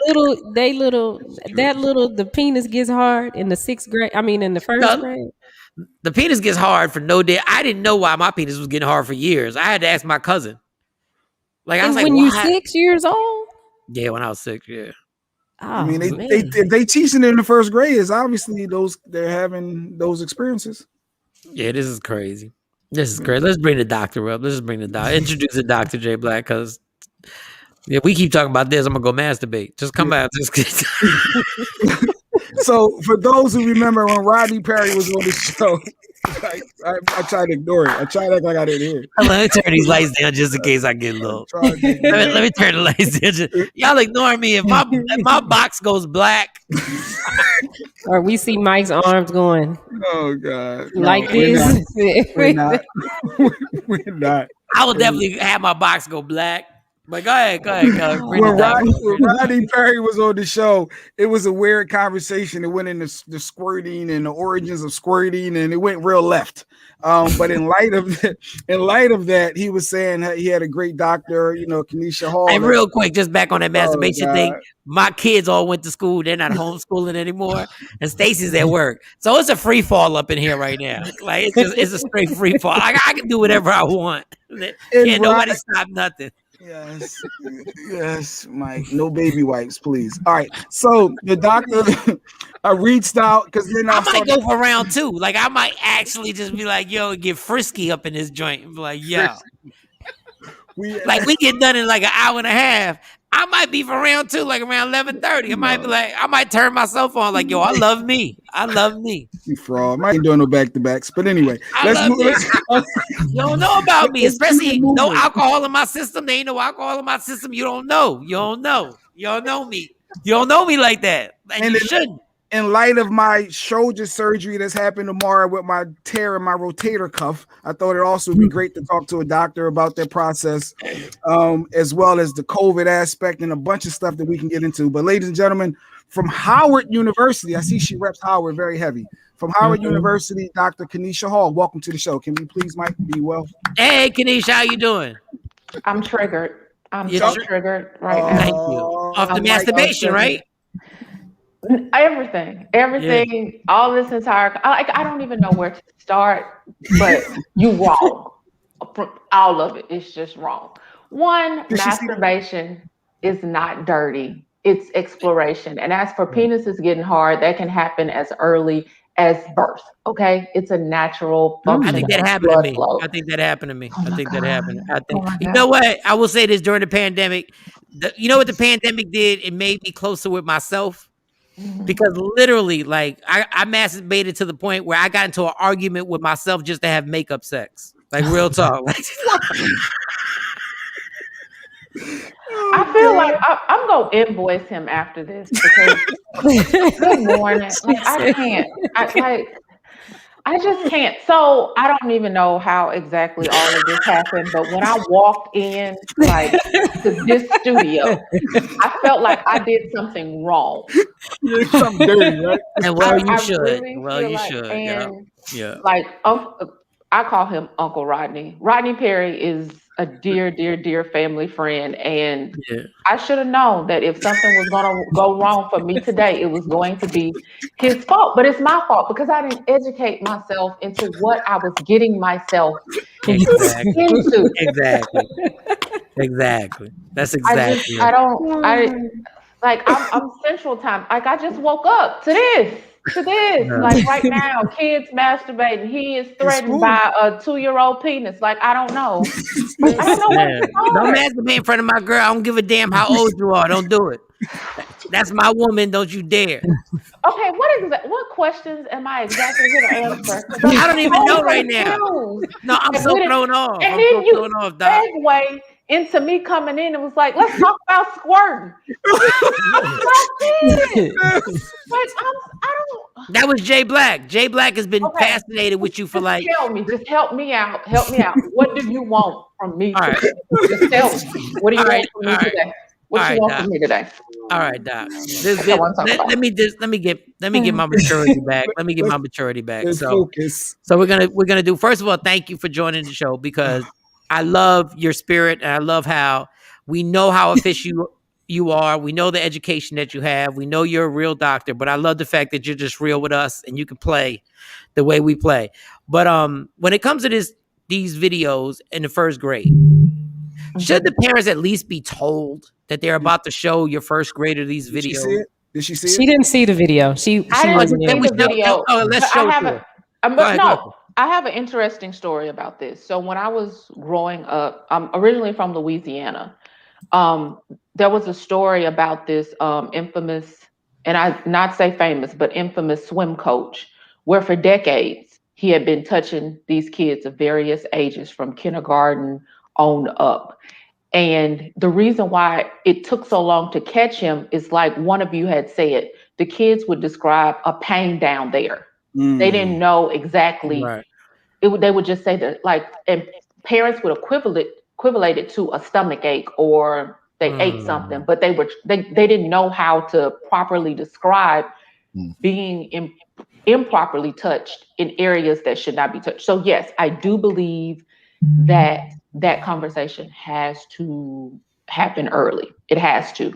But in American society, we need to learn to separate biology from sexuality.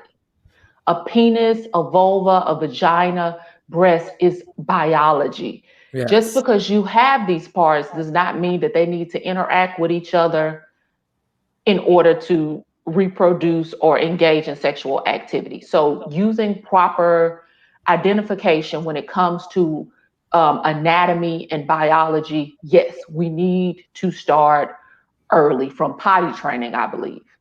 Really? I think that is a great place to introduce and you also want to open up those proper communication where vagina is not a dirty word. It's actually a very powerful organ. It has started wars and ended entire civilizations. Thank you very much. And y'all gonna be real surprised when y'all get to heaven and God's a woman. But anyway, when that being said, like you have a duty as a parent to give your child the tools to be the best and most successful them, but also to prevent them from harm. And that's one of those tools. So let's end that. But when I was in the 5th grade, this big story is breaking about this swim coach. And I'm having a conversation with my mom, and she's one of those moms that's all in. She like head of the PTA. And she was like, do you know your vulva and your vagina? And I was on the playground. Mind you, this is when I got put out of Catholic school, because this little boy, he was throwing this swing and it hit me in my vagina. And I'm 5 years old with the little nuns like, he hit my vagina. He hit my vagina. I got put out. And I shouldn't have got put out. He should have got his butt whooped. Right. No, of course not. But you got to understand the contradiction of the Catholic church and Catholic schools in general. I grew up Catholic, and the contradictions that they've gone through. Yeah, that I don't practice, and yeah. I'm not surprised. I'm not shocked. I'm not shocked. It's unfortunate. But I will say this. You've already enlightened me within a few seconds, because it is actually easier to speak to a young child about their body parts because they don't have a jaded view or an opinion. And if you don't make it dirty and you make it, like you said, biology, then it basically is just a part of your body. Just like if I talked about your ear, and I said you got to clean your ears to keep, the wax out your ears and stuff like that. It's a lot easier. That makes a lot of sense. Yeah. But it's just, as parents, we're so paranoid, and we've been trained in this country to actually look at penises and vaginas as something that's just based on sexuality or having a kid. And you should hide from it. Yeah. And like, this conversation about masturbation is what I've been doing like for the past few years with women, because we assume that all men are masturbating, but we as women don't. And I use the analogy of getting to your local grocery store. I know how to get to my grocery store because this is where I live and I have to eat. Like, that's part of me being alive. So we as women, we attribute like our orgasmic, now I am talking about sexuality, we attribute our orgasmic journey as something that a man might give to us, and not a journey that we're willing to take on ourselves. Any woman that is not masturbating, you are doing yourself just as much as a disservice as you are by not doing your breast exams. Masturbation is a very, very, very healthy activity. It has been proven to prolong life, prevent cancer, prevent heart disease, and many other health benefits. So if you're not titillating and twiddling, you're doing yourself a disservice, and that's from the doctor. Wow, it's been linked to actually extending life, because if that's the case, yes, the average person who has on average 2 to 3 orgasms a week can extend their life by anywhere from 7 years to a decade. And whether those orgasms are achieved via masturbation or actual sexual encounters is indifferent. Hey Doc, can I put you on? You're on a laptop. You're on a laptop, correct? Can I invite you and bring you on to my IG Live so my IG Live followers can actually see you? Yeah, I'm going to send you a request right now, because I think this is something, that we all need to hear about. I've always had this question, because I've heard this at comedy shows, and comedy shows are almost sometimes turn into like therapy sessions. And there have been women who just say they've never had an orgasm, and they're in their late 20s, late 30s. Why is it that some women can't come to that orgasmic state? And I'm being serious. I have no jokes about this. Okay, so go back to my analogy when I'm talking about how do I get to my local grocery store, okay? Right. I can give you directions because I've been there. I've stopped by there on my way home from work. I've been in the middle of cooking, had to run and get something. I can tell you 55,000 ways to get to my grocery store. And that's similar to what masturbation is. Masturbation is creating that roadmap to orgasm. So the more I do it, the more ways I do it, in the shower, in the tub, in the bathroom, sitting on top of my washing machine during the spin cycle, wherever I should do these things. Y'all really do that? Y'all do the you are not gonna judge me. No, I'm not. No. I thought those. I thought those were myths. Than you. You're not gonna judge me. No, but I'm serious. No, I didn't know. I didn't want to know. I want to know if those are myths or not. No. Why is the washing machine such a? Is it because of the vibrating thing that goes on? Okay, so yeah, it's a matter of stimulation. Like, that's vibrating and wiggling my ass. Can I say that? Yeah, go ahead, girl. I can wiggle. It's wiggling the butt cheeks. It's giving me vibration from there. And sometimes people not home when they need to be home. Like, I'm not gonna let the lack of a man stop me from doing what I need to do. I'm trying to live. I'm trying to live long. Are there women who can't even come to a climax even when they try and masturbate? But this is the thing, like, so that's what orgasm is. Orgasm is not this mythical unicorn that's never been seen before. You get to an orgasm by building stimulation and building excitement until you get to that peak. So that's why masturbation is so important, because you need to know when and where to stimulate. So if I am exploring my body and I know touching right here, licking right there, titillating and jiggling here and there, I can actually guide my partner to where I need them to be because I have the roadmap to my orgasm. The reason why a lot of women don't have orgasm is because they never start the journey. Women don't have orgasms because they don't start the journey. They don't know where they need to be stimulated. Like, it's easy for you guys. Your private parts are external. You see it. You Right. rub it, you stroke it long enough, something bound to happen. If something Yeah. not happen, I swear that's the first thing that bring y'all to the doctor's office. Hey, something ain't right. Something ain't right. Let's fix this. But our private parts are more internal. So there's exploration that needs to happen there. And we're so fortunate in that we have so many different kinds of orgasms. We have clitoral orgasms, we have vaginal orgasms. There are even women that can have orgasms from breast stimulation. So, I mean, we are extremely fortunate people. We can have multiples. Y'all don't know what y'all missing out on. So, but in order to find these things and get to those things, you have to start that journey and you have to create your roadmap. Okay. All right. So many And it's questions. not your job to do it. Like, that's the blind leading the blind. If I've never been to the grocery store, if I've never been to my orgasm, if I don't know where my orgasm is, I can't just lay there like what I call the pillow princess. You just can't lay there on your pillow waiting on him to deliver you this precious gift that really belongs to you. You have no idea how many things you're saying that I've said on stage and people have been angry at me. Because you don't have the power of the vagina. You're not me. No. And I get that, but I've tried. No. But I have the power of the penis, and we do run the world. But listen, we started wars. But We listen, created civilization.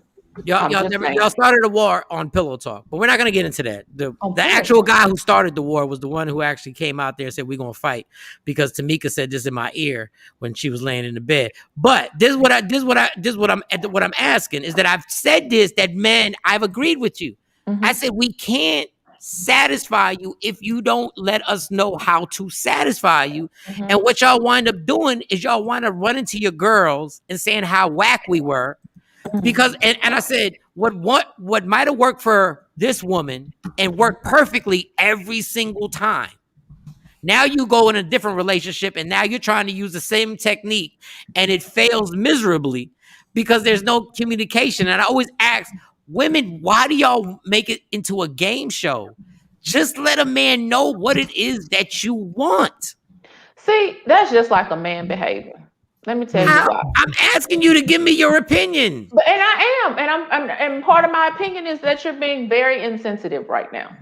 We have grown. You really are a woman. You really are. Go ahead. I really am a woman through and through, and I love my sisterhood of women. I wouldn't want to be anything else. But let me tell you, you're not taking it into the account that we are raised in a society that has raped and pillaged and deprived of us of embracing our sexuality since its existence. You brought up the Catholic religion. Like, we live in a structured society that says automatically I'm a hoe if I love sex. Can you at least acknowledge that? Yeah. Okay. And can we at least acknowledge the people that are the harshest on women about being hoes are other women?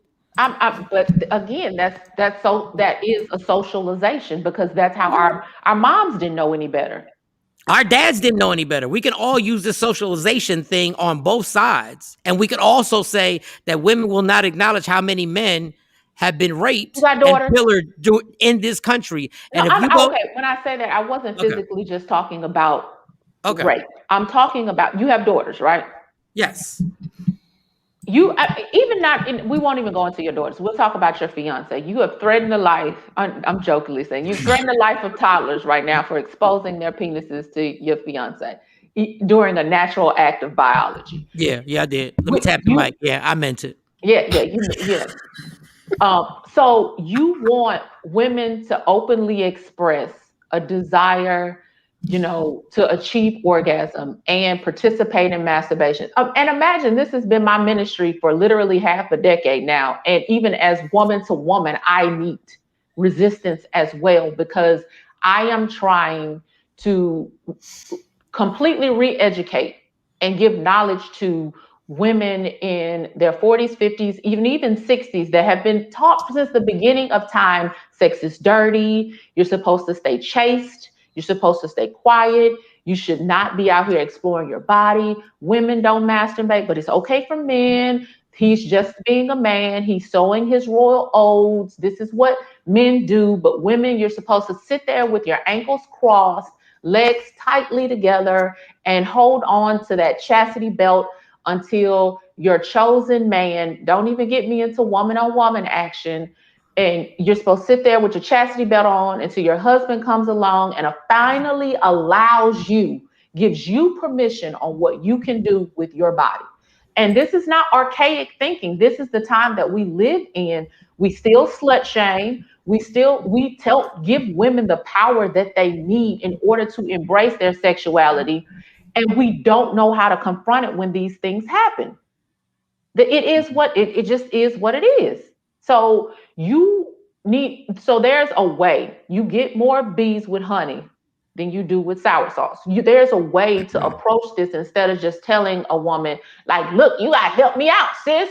And like she does, but tell her why. You need to do this for you. You need to explore this for your health, for its benefits. Sex is not dirty. It's not okay.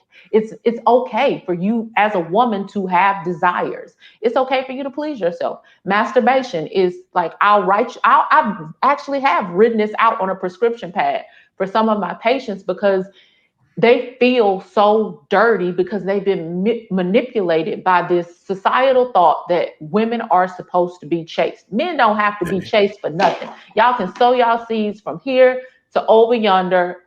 But no, women have to overcome the society that we're born into. And once again, because I don't want to get caught in semantics, I agree with you. Mm-hmm. And my thing is when I'm on stage, I say, women, we can't figure you out without your help. And I say we don't know good enough. That women, y'all complicated in this. It could be like you said, you can get an orgasm from your breast. You can get an orgasm because you just like somebody to suck on your earlobe. I can only know that is if I go like, I'm not saying this to be I'm saying this because I would rather you it's more fun to see you have an orgasm.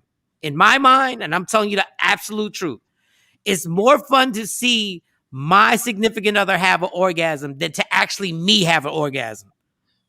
Because to me, that is something where I go, I can always have an orgasm. Like an orgasm takes me I can always make that happen. Like it's not a big deal. But when I know he cut himself off, he didn't want to say it would take him all of 2 minutes and he good. He cut himself off. It's not actually. No, actually, no, just to educate the doctor on guys masturbating, me masturbating personally. In order to because I'm grown. So now I gotta get into my mental to masturbate. So it's gonna take me a good 4 or 5 minutes to get to where I want to get in my mindset. It's gonna get there. Then it's probably gonna take another 4 or 5 minutes to get comfortable with the mindset and be like, okay, this is exactly what I want to think about. This is exactly what I want to picture right now. So technically, it takes about 7 to 9 minutes. It's not a big deal. It's not a big jump from 2 minutes, but 7 to 9 minutes. And that's why I try and tell people, I'd rather watch you have an orgasm because to me, that's a bigger deal. Like to me, when you get satisfied, that's a huge deal because now you get to chill and you get to feel what it feels like afterwards. And then we can chill. I'm going to have an orgasm once you start having an orgasm. So my thing is, I'm trying to pleasure you. So just help me a little bit. I'm not trying to make up for the thousands of years that women were done dirty in the way they have, because you're absolutely right. Women have been taught that they've been slut shamed. They haven't been able to experiment on what they wanted to do, and guys have been able to run wild. But at the same time, guys have been totally insecure in sex too, because y'all think we just get to run wild, but we get to run wild blind. We don't know some of the stuff that we're supposed to like, that everybody tells us we're gonna like. When we don't like it, we can't tell nobody, because everybody goes like, you what? You really don't like that? A guy can't share that with other guys. So I'm not trying to compare a man's struggle with a woman's struggle at all, but y'all really think we got it made, when in actuality, a guy can't turn to anybody for sexual advice. I can't go to Jay Black, who's been my best friend, and Cam, who's been my best friend. I've never asked them one question, and these guys are willing to risk their lives in street situations. I have never asked another man a question about something that went wrong during sex. Like death life? Like death? But go ahead. No, go ahead. Yeah, I've never. Hey, Jay, let me. Hold up, Doc. I won't even keep it to me. Jay, have you ever asked another guy about a sexual problem? I get where you go. No, that's impossible. It would never happen. We got to figure it out all on our own. Yeah, never. Well, I mean, but we're not having the conversation either. You what? We're not having the conversation either. Because we haven't been trained to have a conversation. Yeah, nobody wants to. I mean, unless you're my friend, because I'm asking, like, just like I ask you, like, how your blood pressure been, how your boyfriend, how you dealing with these kids in virtual school. I ask my friends. I'm that friend. Like, everything okay down there? You getting yours off? I know whether you have a man or don't have a man, have a woman, don't have a woman. I'm asking questions because I find that people are better versions of themselves when they're getting some on the regular, whether it's dealt to them by their own hand or they got a partner in their bed. I'm asking, just like I ask about your general health, how you feeling, how you doing. I'm asking, hey, you getting your rocks off? I'm asking. Doc, what's a healthy sex life and what's an unhealthy sex life in a committed relationship? A healthy sex life has nothing to do with the quantity or time frame of which you are having sex. A healthy sex life is you being satisfied and you being happy and you feeling comfortable exploring your biology and your sexuality with your partner. That's what a healthy sex life looks like. Like I said, I encourage people to have an orgasm, whether it's via masturbation or with their partner 2 to 3 times a week, because that has been proven. I think it was a large study out of Sweden, but that has been proven to actually extend your life. Sexual activity prevents so many diseases from cancer to hypertension to stroke and heart attack that I don't understand why you're not doing it. Why are you not doing? Just like we encourage women to examine their breasts to prevent breast cancer, I encourage you to masturbate, titillate, and get your rocks off so you can be around a little bit longer. All right, so I have a bunch of questions, but I want to get to this. I want to switch gears, and I don't have a segue for it, but I just want to switch gears. There we go. I'm on my second. I'm going to take my second vaccination June 5th, and I have to be 100% honest with you. The only reason I'm doing it, the only reason, is that I've fallen for the peer pressure of what they've been selling me. And I'm going to be 1,000% honest because I've traveled on planes since the beginning of this pandemic. I've been on a plane just about every other weekend. I have not caught COVID. I've not had any problems. But now you wear your mask? I wore my mask. I wore my mask. I disinfected every plane seat that I was on. I made sure any bottle of water, I disinfected everything. But the only reason I'm doing this second shot, I'm telling you, Doc, and I'm being honest and I'm not proud of it. It's simply because of peer pressure. Why aren't you proud of it? So, okay. So one, let me are you vaccinated? First of all, are you vaccinated? Hey, you don't get in my business. But let me say this. First of all, let me. Go ahead, LeBron. I like it. Go ahead, Doc. Go ahead. First of all, no, but I'm gonna answer your question. But I do want to say this in preparation for you and anybody else who's taking the second shot. A lot of people did not get side effects from the first shot. You will get side effects from the second shot, and the best thing to do is just rest. Okay. And the more you try to fight against it, and I just had this conversation with a dear friend who's also in radio, Daryl Davis, out in Atlanta. He runs a few radio stations down in Atlanta. And he had his second shot over the weekend. I was like, sit down somewhere. It's going to put you on your butt. Like, I mean, and I hope that you don't get side effects, but I know the chances of you getting side effects with your second shot is far, far greater than the first. So just rest, hydrate, take your Tylenol as needed. And hopefully over 48 hours, you should be good. But okay, so now back to me. So confession is good for the soul. I'm going to confess to you, I am not vaccinated. I am not an anti-vaxxer. Please don't DM me like literally. Yes, I am a medical doctor. I'm actually a board certified anesthesiologist. What do anesthesiologists do? We put people to sleep for surgery. We take care of women who are having children by doing epidurals and spinals and C-sections. We were called to the front lines at the beginning of this pandemic, and I'm speaking personally as myself. I have intubated some of the sickest people just before they were put on life support for this horrible, horrible virus. I am not saying that COVID is not real. That's not what I'm saying.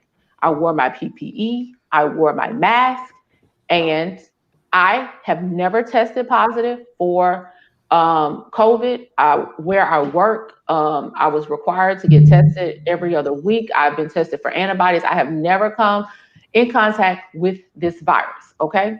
I don't have any antibodies. I've never had COVID. I wear my mask. I have my own disinfectant protocols as far as like literally getting butt naked in my garage and completely decontaminating before I enter my home. I live in a multi-generational household. My mother lives with me and I have a 6-year-old. My mother is vaccinated, okay? Prior to being a medical doctor, graduate of Howard University College of Medicine, I have more than a decade of history in research from Sagameona, Japan, at Kidosada University, LSU, Louisiana Tech, Thomas Jefferson University in Philadelphia. I have 6 degrees. That being said, I am not vaccinated, and I'll tell you why. I'm glad that my mother chose. I don't put my views on other people, but I've read the science. I also have been a part of cohort studies that have failed to prove that these vaccines are more effective than masking and social distancing. Hear what I said. Hear what I said. We have not proven that any vaccine is more effective than masking and social distancing when it comes to preventing the spread of this virus. Now, I understand that people do not want to mask for the rest of their lives and they don't want to social distance and they want to see their loved ones. They want to travel. That I respect that. I completely respect that.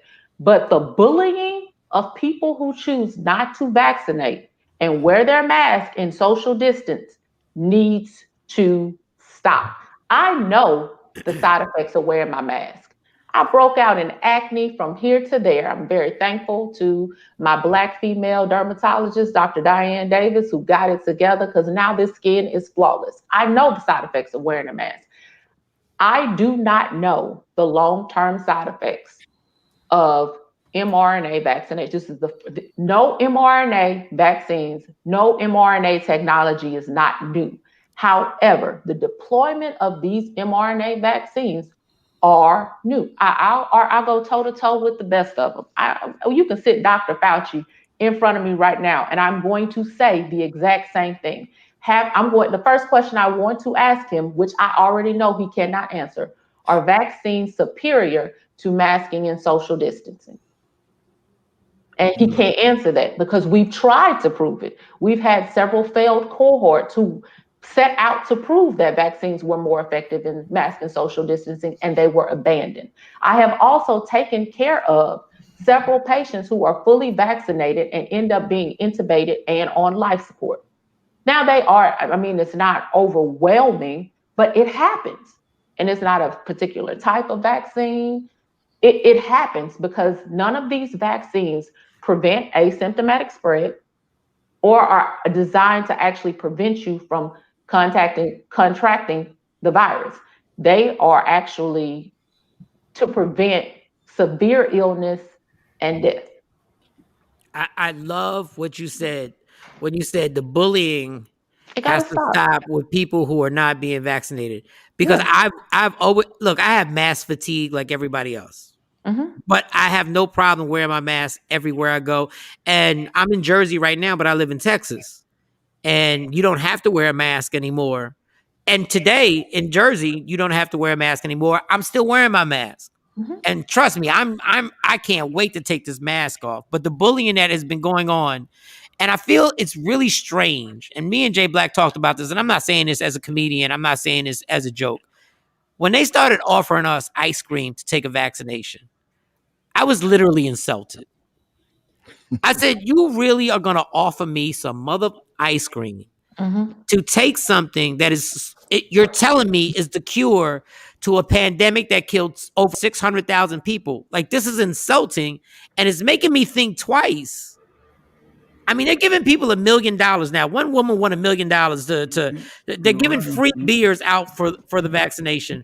And in my simple mind, I said, maybe it's that the government spent billions of dollars on these vaccines and they don't want them to go to waste. Maybe they just got them all in storage, and maybe it's as simple as, damn it, we done made these pharmaceutical companies so much damn money. We done paid all this money. Everybody's getting these vaccines. Is it that simple, or am I just being simple-minded when it comes to that? So I have a responsibility as like you can't even imagine the bullying that I'm in Houston, Texas, home to the largest medical center in the world, not in the United States. Yep. Houston, Texas is home to the largest medical center in the world. Let me also preface this by saying my views are my views as a mother, as a daughter, and as a medical doctor. Don't come in my DMs, you're just gonna get embarrassed. But I will say this. You can't imagine the ridicule that I've never ever seen the cult mentality where we can't even Yes. have, like, I can't even have this conversation. All of a sudden, like, there have so many times, oh, you want Black people to die. This is killing Black people. Why are you not telling people to get vaccinated?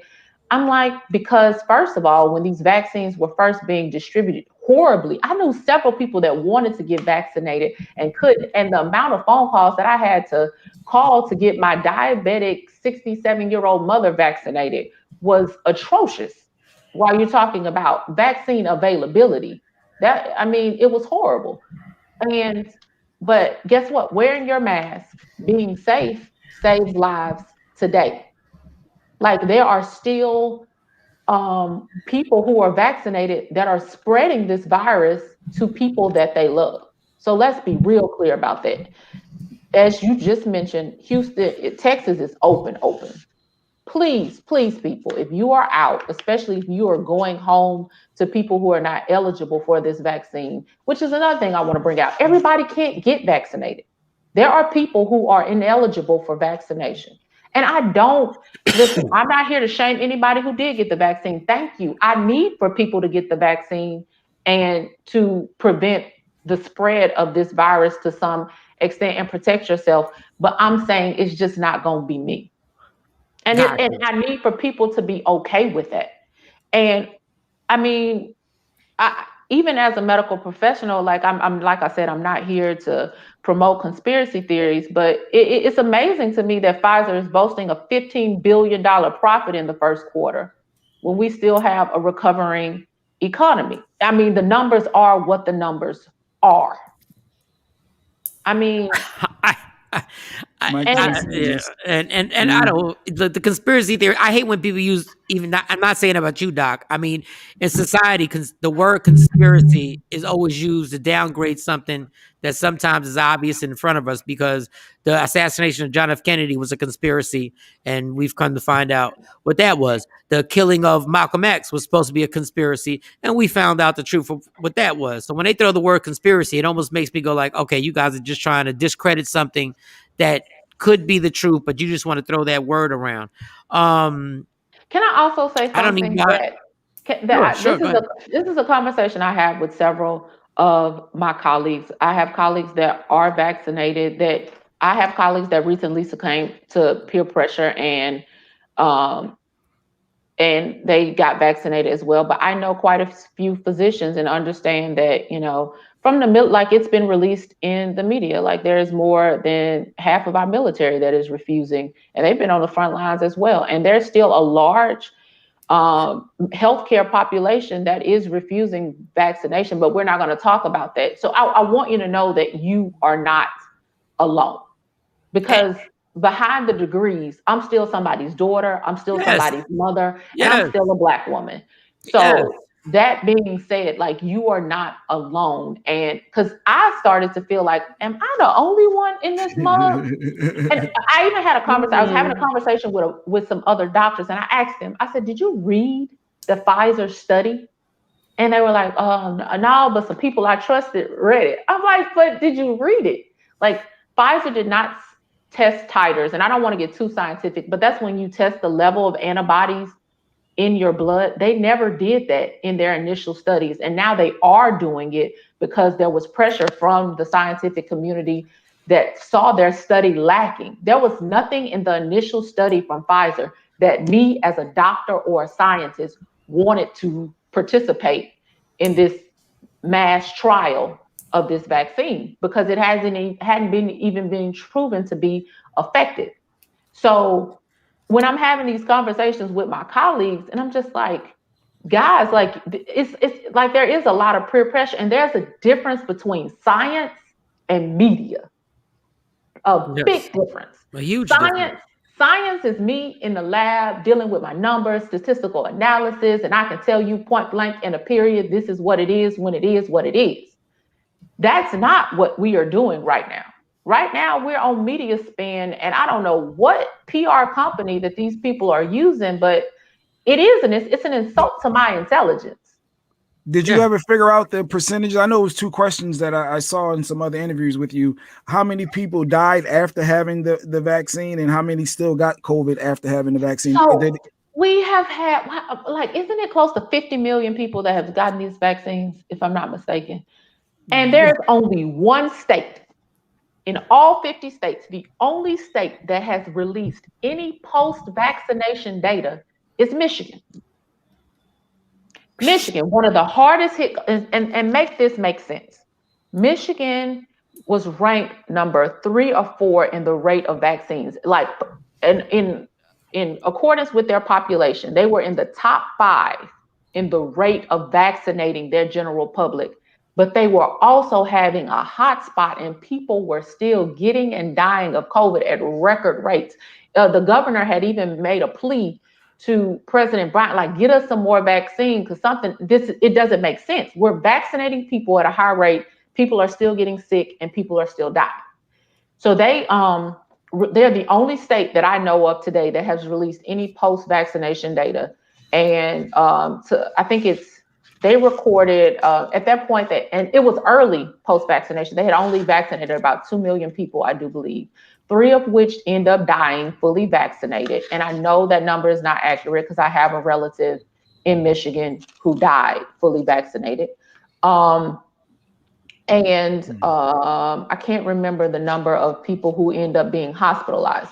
But I mean, I can tell you what I have seen. There are people who are being hospitalized. There are people that are put in, or that are intubated and put on life support, fully vaccinated. Now, not to say, not to be inhumane and say that it's a small percentage of people, but there's a difference between saying that the risk is low to there is no risk. The risk is low, but there is still a risk. You can be fully vaccinated and still get very, very sick and unfortunately pass away. And I am not going to belittle any life that has been lost by a virus that was dealt to us. Now, I'm not going to get into the arguments of it's laboratory made or man-made. It doesn't matter. This wasn't our fault. We didn't bring this to our doorstep. This was brought to our doorstep. So any life that has been lost as a result of this virus means something to me. Doc, am I saying your name, Kanisha? Am I saying it correctly? It's actually Kanisha, like the Jewish pastry of Kanish. Kanisha. Oh, Kanish. Yeah, I love Kanishas. I had to stop eating those, but I love Kanishas. Kanisha, Dr. Kanisha, we're speaking to her right now. I got to change subjects real quick. We've done the vaccination. We've done masturbation, and videos and stuff like that. That was so wrong. You put vaccination and masturbation. I'm sorry. We just go from thing to thing here. Why can all women, are all women capable of squirting, or is it just a certain few gifted, golden, blessed women that can? Can all men lift 350 pounds? No, you cannot. So it is that special for a woman to squirt. You are a special. What? You've been watching. Yeah, you're so. I am a special woman. I am. God made me this way. Thank you, Mother God. So anyway. Why? My question is why can't every woman? Yeah, why are you the special one? Why are you the golden woman? Well, you the chosen one. Oh, the chosen one. And then some women just can't make that special thing happen. I mean, favor ain't fair. I don't know what to tell you. I need the medical reason. Is there a medical reason? She woman, God loves me. I mean, some women can curl their tongue, and some people can do this. I mean, I'm genetically predisposed to being awesome. I don't know what to tell you. Okay, so first of all, let's break down squirting. Yeah, break down. Yeah, please. So squirting is not the same as ejaculation. Gotcha. Like there's like men ejaculate sperm, as a Right. part of your climax. Right. Actual squirting for women is stimulation and overproduction of the glands that produce natural lubrication for their vagina. And I am blessed to have hyperactive glands. So if you masturbate more, then is this So okay? so there is a part of that, like if you don't use it, you lose it. So these glands in your body, diet does affect it. Probiotics keep things lubricated as well. There are mucus or anti-inflammatory or mucus-free diets that allow the juices to flow freely without clogging up the glands. And also in order to squirt, you need a more water consistent self-lubrication to get the power of or Gotcha. the gush. Yeah, because In order to get the that was gush. my question. Because when you get into a new house, you always check the water pressure, and I want to know: is the water pressure different with your squirting as another? Is yours like a psh, or somebody is? You know what I'm saying? You know what I'm saying? But that's the thing. Like, okay, so men, when they ejaculate, you ejaculate, and bam, that's where it is. It depends, like, on my level of stimulation, how many times I have stimulated myself or been stimulated in a specific time period. Like, I guess I'm not as blessed as, like, even you guys have to recover. It's not like a repeated thing like that. However, I make sure I stay hydrated. I drink literally more than a gallon of fluid every day. And it's not like I'm gearing up for the next sexual experience. This is my lifestyle. Mm-hmm. And my lifestyle and my diet and the things that I do and the exercises that I do to keep my pelvic anatomy healthy, all of that leads into my ability to be the wonderful flowered human being that I am, created by woman God. Do you do it just because you can do it, or does it give you some type of enjoyment? Is there any type of feeling that makes you, or are you just showing off just because you can jump from the free throw line and dunk? Is that what it is? I'm LeBron with it. It depends. Is that what it is? If I need to shoot the game winner, I'm gonna shoot the game winner. If I just want to show off, it is what it is. Like, you don't tell me how to use my gift. No, I'm just asking.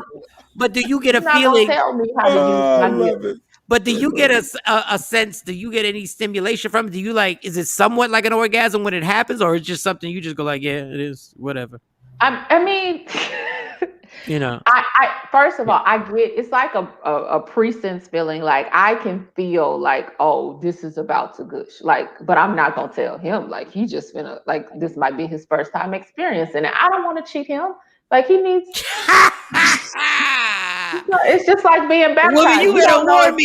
If you got the gush, you better warn me. No, like, it's just like being baptized. You've seen people do it. You didn't watch porn. You've seen it before, but you never know exactly when the water gonna hit. So I don't want to cheat nobody out of that experience. I'd be like, oh no, yeah, all right, there we are. Don't be poking eyeballs out. You better let a man know if it could be an eyeball could get popped. No. That's not. We're not doing that. We're not doing that. And some of it is urine, right? Some of it, I think that was the other question. No, it is not urine. It is okay. So you have glands all over your body. You have glands in your arm. Wherever you sweat, you have glands. And they produce a different kind of fluid, each one of these glands. What I said is people don't understand that the makeup, as far as the elements from sodium to potassium, the elements that are included in these secretions may be similar to urine, but no, you're not getting peed on. That's a completely different sexual fetish. Good. And I feel better. And that's another thing in knowing your anatomy. There's a completely different spot where urine is coming from. Now, if she older and got a little incontinence, don't say that. Don't say it. Don't mess it up. Don't mess it up. Don't mess it up. Don't mess it up. Stick with the potassium. It's potassium in my face. It's potassium in my face. Stick with the potassium. But like people don't even understand that the consistency of your urine is similar to sweat. because it's all made by, I mean, it's all being secreted by these glands and by these organs in your body. But your sweat is not urine, and your urine is not sweat, and your urine is not natural lubrication for a woman's sexual parts. It's not the same. And men, I mean, we know your cum is different from your urine, even though it's coming out the same hole. Ours is coming from different holes. Exactly. See, Doc, this is what I work with. Jay Black always tries to ruin a beautiful thing. Like it's a beautiful, natural thing. He wants to bring in urine in it. No, there's no urine. I was just wondering. There's none. You're just trying to ruin it. You're trying to ruin their experience. But if you like being peed on, we're not. I don't judge. Oh no, wait up now. No R. Kelly moves. I'm not. Can we shift gears? Can we shift gears a little, Mike? No, I'm not here to judge. Whatever gets you. As long as it ain't on purpose. If the pee happens to happen, just not on purpose. And pee, and this is the thing. Pee is not nasty. Pee is actually very sterile. Like there's not bacteria. There's nothing nasty in pee. If you get into life or death situations, you're okay to drink your pee until it turns brown. Hey Doc, is there anything that you think is nasty in sex? Is there anything that you draw the line in when you go like, nah, we're not gonna do all that? Well, the Bible says the bed is not to be defiled. So, I mean, I'm not saying that I do everything. Like, hey, I'm a minister. Well, that's another one of the titles that I carry. I'm a minister. Like you a doctor, you a minister, and you can gush. You're a catch, girl. Let me tell you something. You are. Let me tell you what, woman. And I graduated from Howard. And you graduated from Howard.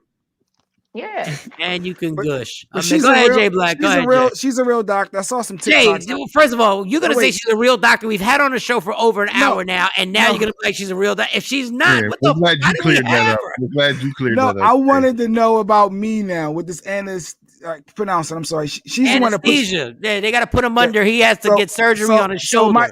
I'm getting this. I got a torn rotator cuff, and I'm getting surgery tomorrow. And I got to put all that good stuff. So my good friend Michael Shawn called me yesterday and shared the story of a friend of his that got put under to get her tubes tied. And Mike reminded me that, hey, well, she woke up and complications can happen from being underneath. That's not what I said, Doc. That's not what I said. You said somebody had a problem and they woke up and had vision issues and couldn't see after being put down. They had gone under and they claimed they had vision problems. Their vision was impaired. And also, I just want to tell you this because he always tells half the story. You told me this right before I was going under. You're 100% right. Thanks for scaring me. But I also said afterwards, I said, you're going to be fine. I don't even know. This just happened. Wait. You might die, but it's going to be good. But Doc, I told him the source of where I got it from. I said, we don't even know if this is true. I'm not saying the person's lying. Even bringing it up? Exactly. Because he don't take nothing serious. And I told him he needs to write it. I'm sorry, I saw the comments. I told him he has to write his will out. I said, you need to have a will, not because anything's going to happen, but he ain't got no life insurance. Right before he has no life insurance, Doc. Can you please? No, let's focus on you telling me this right before. No. Like, you're not. Hey, you're not just gonna pass over that. Like you just didn't say what you said. No, we're not doing that. Why don't you have life insurance? Oh, wait, this is on me now. Honestly, I always thought I had time. I got time. I got time. I got time. You know. All right, Doc. Is he going to be okay? You put people to sleep. That's one of your main gigs. After that gush. I didn't say how I put them to sleep. Hey, sometimes it's with medicine. Sometimes it's with a little gush. It is what it is. You're not gonna judge me for my gifts and talents. Oh no, I know they sleep well after that. You are not going to judge me for my gifts and talents in life. Your pet name is Ambien. Oh God. It's actually Anastasia. But either way. Dr. Hall. They said I'm gonna wake up in a sling. And I'm thinking when I'm asleep, like the risk of that, I'm gonna wake up in a sling. How? It's got a pillow and all. Like, what are they doing to you when you sleep? Like, what do y'all do to people? Like, I just want to understand this whole process. Nobody's masturbating you in your sleep. You need to quit. Okay, calm down. So listen. First of all, you have a torn rotator cuff. This is not a joint replacement. This is not rocket science. I want to give a shout out to my best friend who is an orthopedic surgeon, Dr. Sonia Sloan, the bone doctor. First of all, you are probably going to have a couple of types of anesthesia. I hope so. and these are questions that I want you to ask. I want you to I'm writing ask. them down right now. Go ahead. I want you to ask What's because the rock? you're going to have general anesthesia. That's the part of you being asleep and unconscious, okay? Mm-hmm. But also ask if you're going to have regional, REGIONAL,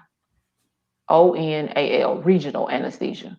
So you've been to the dentist before and they numb up your jaw to do work. That ever happened to you before? Yep. So regional anesthesia, where we can actually block the nerves that supply your shoulder, that give you pain relief for hours, even after surgery, so you don't wake up in pain. And it gradually wears off.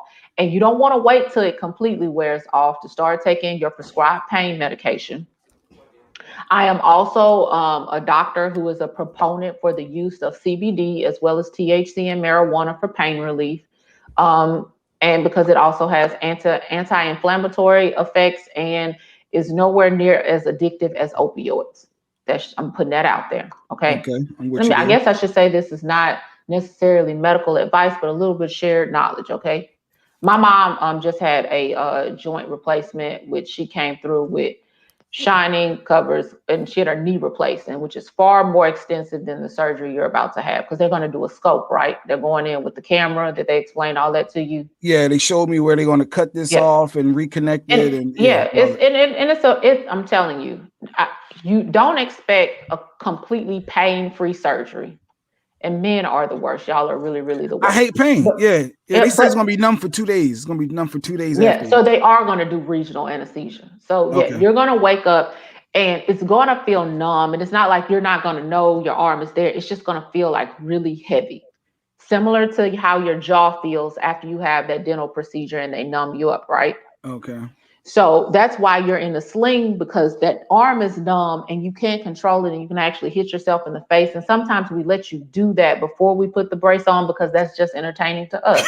What in the world? Go ahead. And the great thing about anesthesia, you won't remember any of this.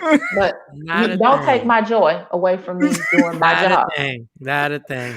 I'm also a proponent of Black people having Black doctors. I'm just saying. I don't know where you are located, but now that I can. Nah, he ain't having no Black doctor, Doc. He ain't having no Black doctor. See, that's where you went wrong, because you could have had somebody like me looking out for a brother, taking care of you, making sure your junk ain't exposed, because these white people can get real curious when it comes to a Black man in the OR. I mean, like, don't do that. So, you're going to be put to sleep. Wow. You're going to wake up, and you're actually probably not going to remember the first few hours of you being awake because the anesthesia has to wear off. It's going to be like when we used to hang out on Fridays and Tuesdays. Yeah, you're not going to remember stuff. What's the big deal, Jack? It's going to be the best date of your life. So big deal. Take your medicine. Don't wait until the numbing is completely gone. As it begins to, get that pins and needles, it's waking back up. It feels a little achy. Go ahead and take your pain medicine. And get that pen, the vape pen or whatever, the marijuana, CBD, whatever. Yeah, that helps. And that's also great for nausea, to prevent nausea. So I'm definitely a proponent of that. Hey, Doc, the action, Paul just said the same thing I was thinking. I need you as my doctor because you're a sex therapist and a spiritual advisor, and you gush. And let me tell you something. I don't know how you're single. I said that to Mike. I said, Mike. I don't know. She's dope. She's entertaining. She's like, I don't get why she's single. I mean, she got a little bad view on men, but we can get over that. Like she got a little anger. She got a little sidebar anger with men. I'm really, really about to throw you from a loop. So I can cook too. Oh, you can cook? I'm from Louisiana. I make What's your go-to? Jambalaya. Oh, the jambalaya is amazing. And I only had that when I came down I had never had that before. I'm from the East Coast, born in New York, raised in New Jersey. So jambalaya is amazing. Now you do got a little anger problem towards men, but that could be, you got a little, men. The first thing out your mouth, everything you say is men are the worst. No matter what the topic is, that's the first thing out your mouth is men are the worst. When it comes to pain, men are the worst. Men are the worst when it comes to pain, but that's why you need a doctor like me that's going to take care of you. Like, you have to be strong for the outside world, but I'm here for you. Okay. I'm here for you. I like that. Oh, can we have you back on the show? Will you promise to be back on the show? Whenever you want. Do it have to be this early? Like, I'm Yes, it serious. does. Like, this is my day off. Like, I was planning to sleep in. Yeah, but you had a good time. Didn't you have a good time? We had a good time, right? I had an amazing time. You guys have a wonderful platform. I Thank guess I you. have to thank Uncle Rodney for leading me to You the ain't got to thank us. road. Rodney gets enough thanks. He gets enough thanks. You ain't got to thank Rodney. Rodney, he's filming a movie. Rodney's getting enough thanks right now via paychecks. He doesn't need any more thanks. Michael Shawn needs the thanks. Jay Black needs the thanks and Cam needs. Well, thank you so much for being such a gracious host and having me and allowing me to speak freely. I don't want you to feel bad about your peer pressure. Just feel like you're doing your part to bring an end to this pandemic, but please continue to wear your mask. Yeah, but Doc, you know what I did mess up on? What? I did do what a man does. I'm getting the shot Saturday, and I got things I got to do Sunday. God bless. I officially there's no, I don't care what happens. I have to take care of this on Sunday. There's paychecks involved. So Okay, I'm gonna what walk in time? looking What crazy. time are you doing the shot on Saturday? It's gonna be Saturday at 11 between 11:30 a.m. and 12 noon is my window that I go And in. when do you have to do what you have to do on Sunday? Sunday, 6 o'clock, 7. And I got to get on a flight. Sunday morning. And I picked the perfect time to stop drinking, right? Yeah, I picked the perfect. At least the alcohol would have got me through, but no, the alcohol would not have got you. Okay, so this is my suggestion to you. What? On Friday, I want you to overhydrate. Overhydrate. Okay. All right, that's not a And problem. the day of, I want you to overhydrate. Okay. Oh, okay. Because the more, so this is how hydration works. Like, your body is mostly water. The more and more water that you drink, and it makes your kidneys and stuff work, it allows you to flush out whatever it is that's making you feel like you're going to have an inflammatory reaction. That's the nature of vaccines and how vaccines work. But the more your body is hydrated, the quicker you can kind of flushing the toilet. The quicker you can run all this through the system and keep it moving. And also plan your diet with fruits, vegetables, healthy things. Stay away from greasy stuff that's going to make you feel really, really bad. Okay. So now it wouldn't be a bad time to do like a juicing cleanse, or just plan to be really, really healthy those couple of days to help your body, to give your body what it needs to recover in its own right. Thank you. Okay. Broths, vegetables, smoothies, lots and lots of fluid, Gatorade, water. Stay away from caffeinated beverages until that Saturday. Now, the Saturday when you're planning to do something, if you normally have like a tea or a coffee, none of these energy drinks, but a tea or a coffee that morning will probably help as well. Hey, Jay, you were right. She really is a doctor. I told you, she's a real doctor. That's crazy. Can I use some medical marijuana before the anesthesia if I got nervous? Why would you do that? Just tell your anesthesiologist. Okay, because if there's anxiety going underneath, you need something to calm you down. That's why I was. It's a legit question. They will give you. They're going to give you medicines to prevent anxiety as well. But if you are partaking of herbs prior to, just nobody's going to judge you. I'm not the police. This is the thing. When I see somebody positive for marijuana, I'm like, yeah. I mean, I'll adjust my anesthetic plan as needed, but. But it will affect it. So I just got to make sure I let them know if I need to let them know ahead of time so they can adjust whatever doses they feel the need, or make adjustments to their anesthetic plan. Let's be honest. We're not the police. Your rotated cover is going to be great, Jay Black. It's that rehab stint that you're going to do afterward that's going to be a bitch. I'm telling you what, boy. Boy, listen, between the painkillers, I gotta watch you for real. Listen, did you tell the doctor about how he thinks he's going to be back the next day? He thinks he's going to be on the radio with us the day after the surgery. Surgery is Wednesday. I think I should be good for Thursday morning. I'm free Thursday morning. I want to see this. I'm free Thursday morning. I want to see this. I'm not saying that it can't be done, but if it's going to be done, I think he should be high. Yeah. Yeah. Which pretty much would make for a pretty interesting show. This is gonna be I great. believe you now. I believe I won't be here now. See, I told her I had to hear from a professional, someone that knows, and this is what she does. Yes, so. I would suggest you rest, but it's not like you're going to be out for weeks at a time. Probably around day 3, you should feel fairly well. But I do believe that's probably when they're going to start the rehab, which is going to be no joke. Yeah. Wow, that sounded ominous. So in addition to whatever medicines or whatever you're planning, can I make a couple of suggestions for you? Yeah, do so. Topical CBD with cannabidiol does not have any THC in it, but it's a very potent natural inflammatory agent. So a topical CBD. As far as brands that I trust, I'll send you a link on Instagram because I'm blanking right now. But there's an actual farm. Like I know where this is grown. I know what's in it. I trust it. Not like some you would get off Amazon. 2 is Epsom salt, just like your grandma used to use. So magnesium, Epsom salt is full of magnesium, which is a natural muscle relaxant and another good soap that is going to help. So grandma knew what she was talking about.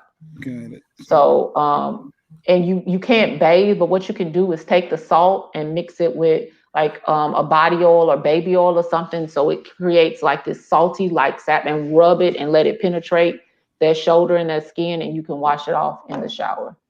But if it's covered, and the part that's covered in a bandage, because you can't directly cleanse it or whatever, you can rub it on your arm, on your neck, and just kind of help keep it loose and stuff while you're doing your physical therapy. So Epsom salt really does work. I want that link because I'll be ordering that dispensary today. But go ahead. Yeah. All right, Doc, you've done everything you can do for us. Yes, she did. You've talked about everything. We appreciate you so much. We can't wait to have you back on the show. Thank you. I got one more question. Oh, Jesus. Vasectomy or tubes tied for men or women? What's less risky? Like it's less risky for a man to get a vasectomy as opposed to a woman get. All right, forget this doctor. Forget her. No, listen. Physically and anatomically, it's less because, like I said, your privates are on the outside. Like I can literally come up to you and massage your vas deferens, which is what they're cutting. A woman actually has to have internal surgery in order for her to tie her tubes. Now, psychologically, that's a completely different story, but you got to take one for the whole team because this means raw dogging. Like, come on, what do you want? That's what I'm talking about. Let's get the priorities. You get the raw dog up in here. Yeah, you get to feel all of the walls. You get to shoot up the club with all your blanks. How long is that recovery? How long is that recovery for that? I'm still not doing it, but it's all good. 10 days. 7 to 10 days. That's why when you get a girl pregnant, once she has a kid, get them tubes tied. Once that kid pops out, just be right in there. Just be right in there. Just point. Just tie them up. But no, she still has to have. If she has the child vaginally, it still means surgery. But if she's having a C-section, since she's already having a C-section, yes, it's very, very easy to go ahead and tie the tubes during a C-section. But if she has a vaginal delivery, that would mean a second surgery to tie her tubes. What's the time frame to heal for the women for that? What's the time frame? 2 to 3 days?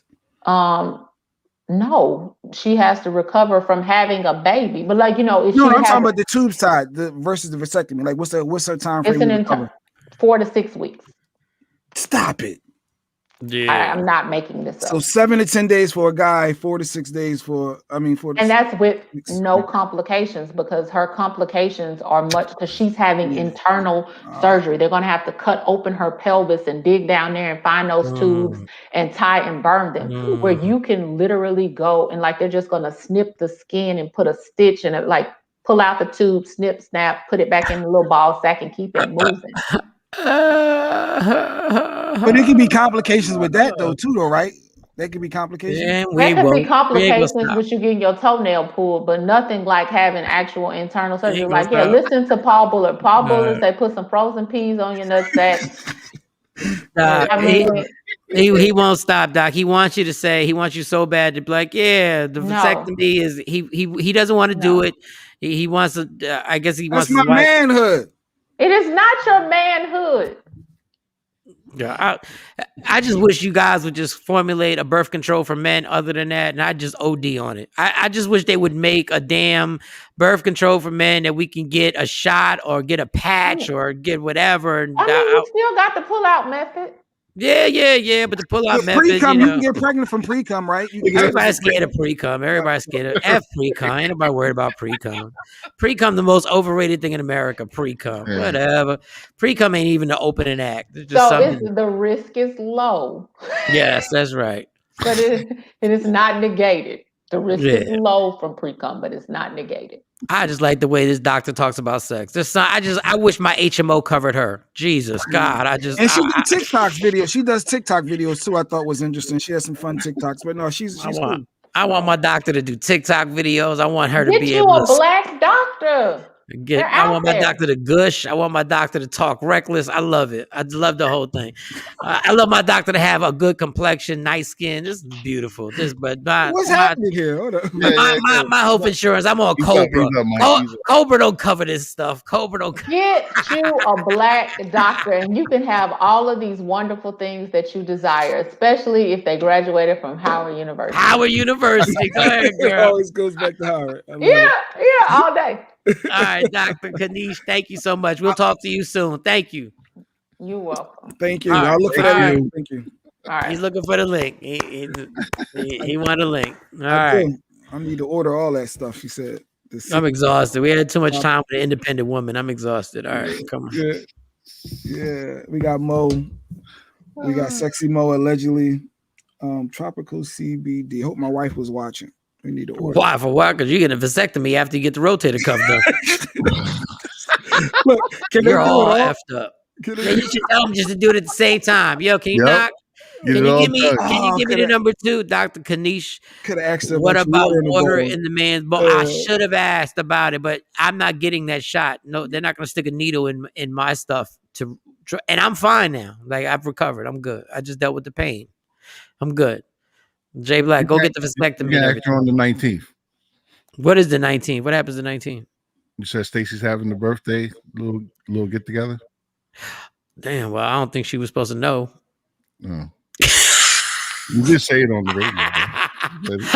The night, but we're gonna get together and do what? We're gonna have the doctor come? No, you said you was. He didn't say that. Yeah, he did. No, he didn't. Yes, he did. Don't what wait. Did I say? No, you didn't. Cam getting confused. Cam getting confused. I'm not talking to you, Kay. Cam messing it all up for everybody. That's a product. You guys were worried about who I was going to bring. That's why I brought it up, smart ass. Oh, that's a product of HBCU. Just messing with Cam. I don't know. No, I'm actually surgery. Jay, get out of here. This is no. All right. No, she was dope doctor. Like I say, she was real down to earth, and she's a legit doctor. Like, I mean, she didn't have her stuff on, but yeah. She puts people to sleep. She puts people to sleep. And she do the whole birth thing. She's with the whole the birth epidural, and she's in all that stuff. Jay was gassed about this interview before I like the girl, but Jay was like, you would. I love a real doctor. Like you said, have somebody black that you can feel like you can.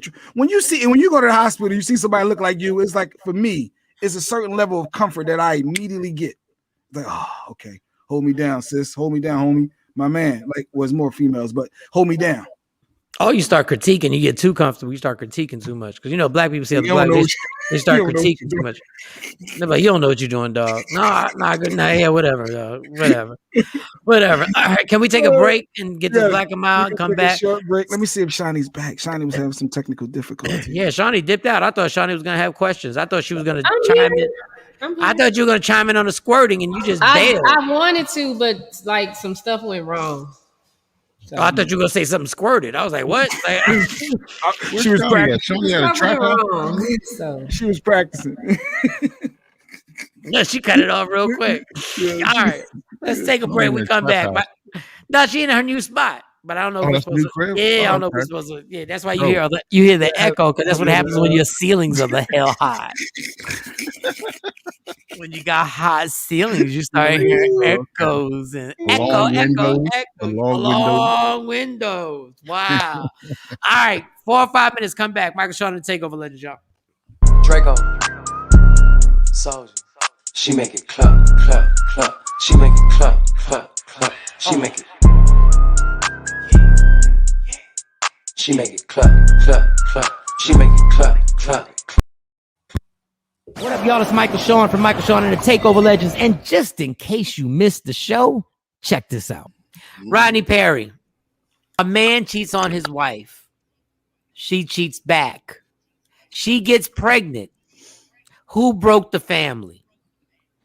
Nice hat. Yo, your hat game is vicious. I wish my hat, like, it don't look right on me when I wear hats. But go ahead. Who broke the family? She did. Sonny hates that. Look at Sonny. That's what I love. I agree. See, when you a grown ass man, you ain't got to get into the whole explanation. He's like, she did. You want an explanation? I give you an explanation.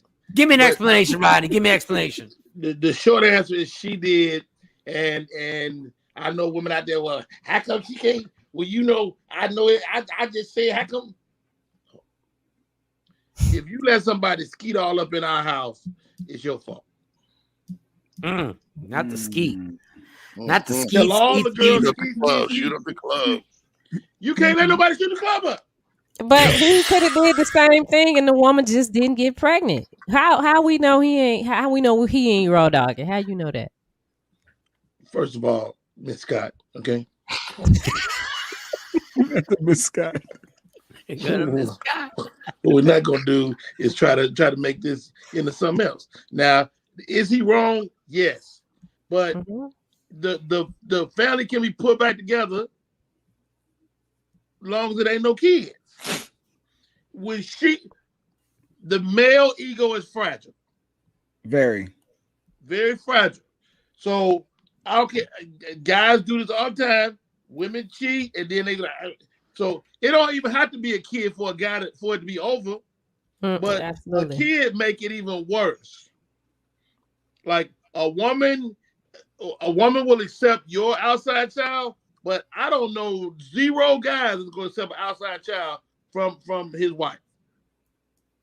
It's wrong, Miss Scott. It's wrong. I know. It's wrong. It's wrong. That's what I've been trying to say. It's wrong. It ain't fair.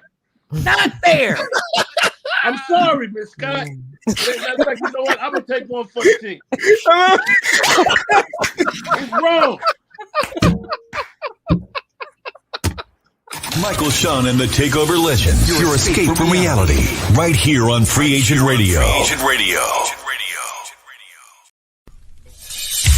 We the worst records, baby. We about to create a perfectly horrible song. Y'all know I've been in the gym, and now all I wear is tight shirts, tight shirts, tight shirts, tight shirts, tight shirts. Yes, I do. Michael Shawn wears tight shirts every day.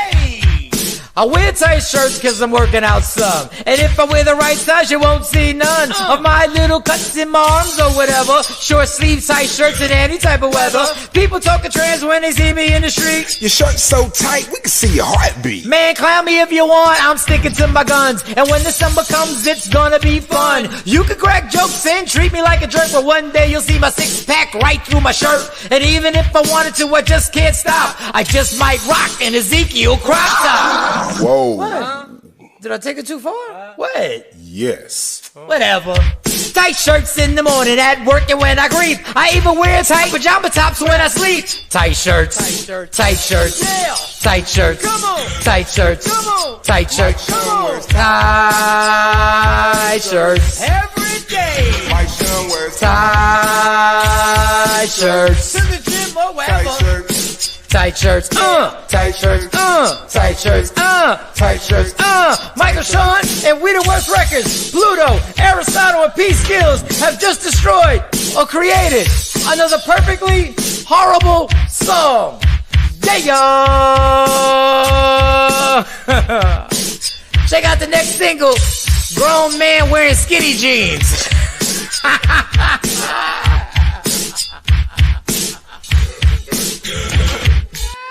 That's it, bro. Mix up, bro. Don't never stop if you wanna be on top, yeah. Tap, tap, tap in. Tap in. Michael Shawn and the TakeOver Legends. Michael Shawn, J Black, DJ Cam. It is now time for the segment that we call Allegedly, featuring our very own Sexy Mo. What's going on? What's going on, people? What up, Dev? Happy summertime. Happy summertime. It's sundress weather. Yeah, them sundresses are dangerous, guys. Don't let them get you in trouble. That's sundresses. Somebody say sundresses. Sundresses should be illegal because you seem so close but yet so far. Oh, with that shake. Oh man, How the mic sound you back? The mic sounds good. Don't worry, Jay Black got a rotator cuff surgery. He ain't gonna have nothing to say for a few days. Don't worry. F him. Don't worry about it, Mo. You can be reckless. We told you that your ass was not going to be able to. This is what we're gonna do. We're gonna just throw stuff in people's faces. I told you so. I'm just saying. Sometimes you need to hear it. Yeah, from a medical professional. And that's why you don't always need to. How about you just listen to other people sometimes? That vagina doesn't come with a medical degree. He don't give a damn. He don't care. Need more people. That vagina had to graduate from Howard University. Damn it. She sent me the links already. Sister. Yep, but go ahead. Ask her. My mom. I didn't know my mom was listening, and we were talking about squirting. That's so disgusting. Oh God! But my mom wanted to know. Send her a DM. Say, what can you do with shingles? Creams for shingles. Okay. Yeah, I was complaining about Shawnee's mic today too behind the scenes. So I'll send your mom some information on that. Hey, listen. Mo got it. See, you want to see? No, who you want? You want the doctor or do you want Mo's advice? That's my point. That's my point. I'll take them both. I'll take both of them. Go ahead. Go ahead, Mo. Give us a story. Well, speaking of doctors, Michael Shawn, Gorilla Girl, she's back in the mix. But this time she is sending out cease and desist orders to everybody. So she claims that people are using her likeness in a song, called Bad Idea, and it's gone viral. It's taken off. Well, good friend to the show, Coco Brown, right? She sent her a cease and desist letter. She has sent a lot of the platforms saying that it's an infringement on her likeness. It's crazy. Because, she had 15 seconds of fame and now she's back trying to amass some more. She's like, I need every bit of that coin. If y'all, made my voice go viral, made my lines go viral, I need you to run me my money, run me my bag. That's amazing because I give her credit because her intelligence has risen fast because she was dumb enough to put Gorilla Glue on her head. Right. And now she's raised her intelligence to know the cease and desist and she's getting that money. Go ahead, girl. I get it. If you get a check, get a check. Go ahead. Go get a check. Hey, go ahead, girl. Well, speaking of checks, Michael Shawn, Baby Blue is taking and saying he's want to use his celebrity to tell people them PPP checks, just don't do it. Now, he's still in the middle of his legal battles right now. He's supposed to cop a plea to the $24 million in PPP money he got. He said he wanted to tell all his friends, his family, people who are out there accepting these checks, give it back. If you got one, whatever money's left, give it back. He said because he wished that somebody would have told him that he was going to be in some type of situation like this and he would have never taken the money. So he says, Michael Shawn, that, he hopes that he saves someone from making the same bad decision knowingly or unknowingly that he has done. Well, his lawyers are doing a good job because the lawyers made him do this. The lawyers made him put this out there, so it looks good when they actually sit and try and do a plea bargain and try and all that. So, God bless, Anything to level it up and not, get all of that time. He's still doing a plea, but I think that he's going to get less time than Mo Fane, from Love and Hip Hop. He's going to probably get less time than him. That's what they're pivoting for. You took $20 million, dog. Yeah, he lied. Yep. He got more money than Mo Fane. So I'm trying to figure out how he is maneuvering this. $24 million. We know why you do. Yeah, we know why you're doing it, and we know why you're putting a statement out, but you took $20 million, though. I don't even want to hear about how much time he gets, and I don't wish anybody a long time in jail, but you took over $20 million, dog. Stop. Come on. All I mean, It's crazy. What do you like? I mean, I know he got chains. He got, of course, he iced himself out. I mean, he looked like he wearing his whole, he wearing the whole jewelry store, and in these pictures or whatever. Again, $24 million. Took 24 You were in Pretty Ricky. How many employees do you have? Yeah. Grind with me. Yeah. Let's not sing that song when you go to jail, though. If you see a PPP loan, though, just turn it down. Dog, maybe if you wouldn't have taken $24 million, you wouldn't be in this mess. Maybe if you just took 100,000. Like, maybe then, like I said, 500 racks is for business. For business. Take the money. You should have taken it. I bet you your time would have really been lessened if you wouldn't have spent any of the money and be like, you know what, I made a mistake, but here's all the money back. I bet you then you might have just been on probation.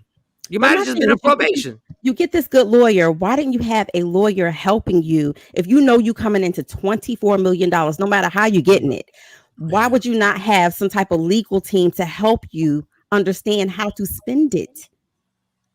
I don't know. I hate doing these stories. Educate yourself. So again, he wants to send that PSA out there. Hopefully it helps him out in court. Jesus. God. Who knows?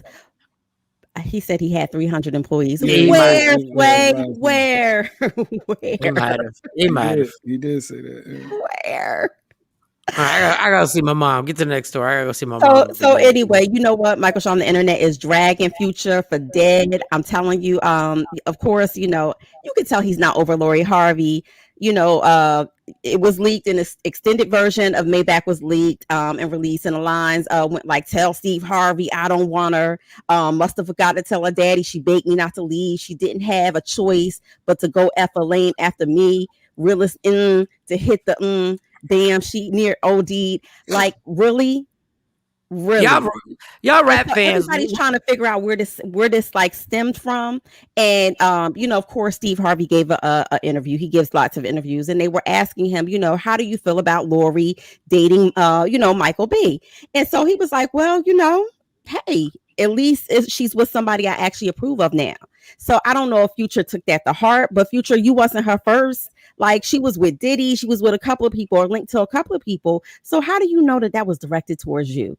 So he got in his feelings, went in the booth, made this song. Now it's leaked out, and it's real. The internet is dragging him for filth, and they're like, "Look, Lori, you the one that escaped. Like, did somebody not tell Future that like Lori was the prize? You escaped. You know how many baby mamas he got." I don't know about Lori being. I don't know about Lori being a pro. I just know you guys got to listen to these rappers when they say stuff. You can't just say she's effing a lame. Michael B. Jordan's not a lame. You got some of your lyrics have to be based on reality, though. But he did the same thing to CeCe. He did the same thing to CeCe when she glowed up with Russell. So, and now they got matching colognes out and everything. They got kids. They flourishing. They glowing. Future still, having baby mama drama problems. Don't shoot the messenger. I'm not. Just, sometimes you got to hold these rappers accountable for their lyrics. It's something has to be based in reality, dog. All these two chicks just happen to do better without you. So I don't know. You can't keep calling these dudes lames, and they're a notch ahead of you right now. Because Michael B. Jordan is killing it. Russell absolutely Wilson is killing it. Like, you got to stop with these lames and all this. It's childish. It's childish to keep doing this, dog. Every time you break up with a chick, you got to come at their neck afterwards. Like, stop. If you're killing a game like that, what the hell are you worried about? What are you worried about where she's at? What are you worried about with Steve Harvey? Why are you saying something to Steve Harvey? A man scorned, a woman scorned. Let's talk about a man scorned. You could tell he in his feelings. Bringing Steve Harvey, stop. All right, what's the next story? Because I'm really. Go ahead, just go ahead. I don't want to be the spoil sport, but I don't care. Talking about sports, Michael Shawn, Kyrie Irving. Of course, he was at the center of attention. He was, a fan threw a water bottle at him. Well, they are fighting back.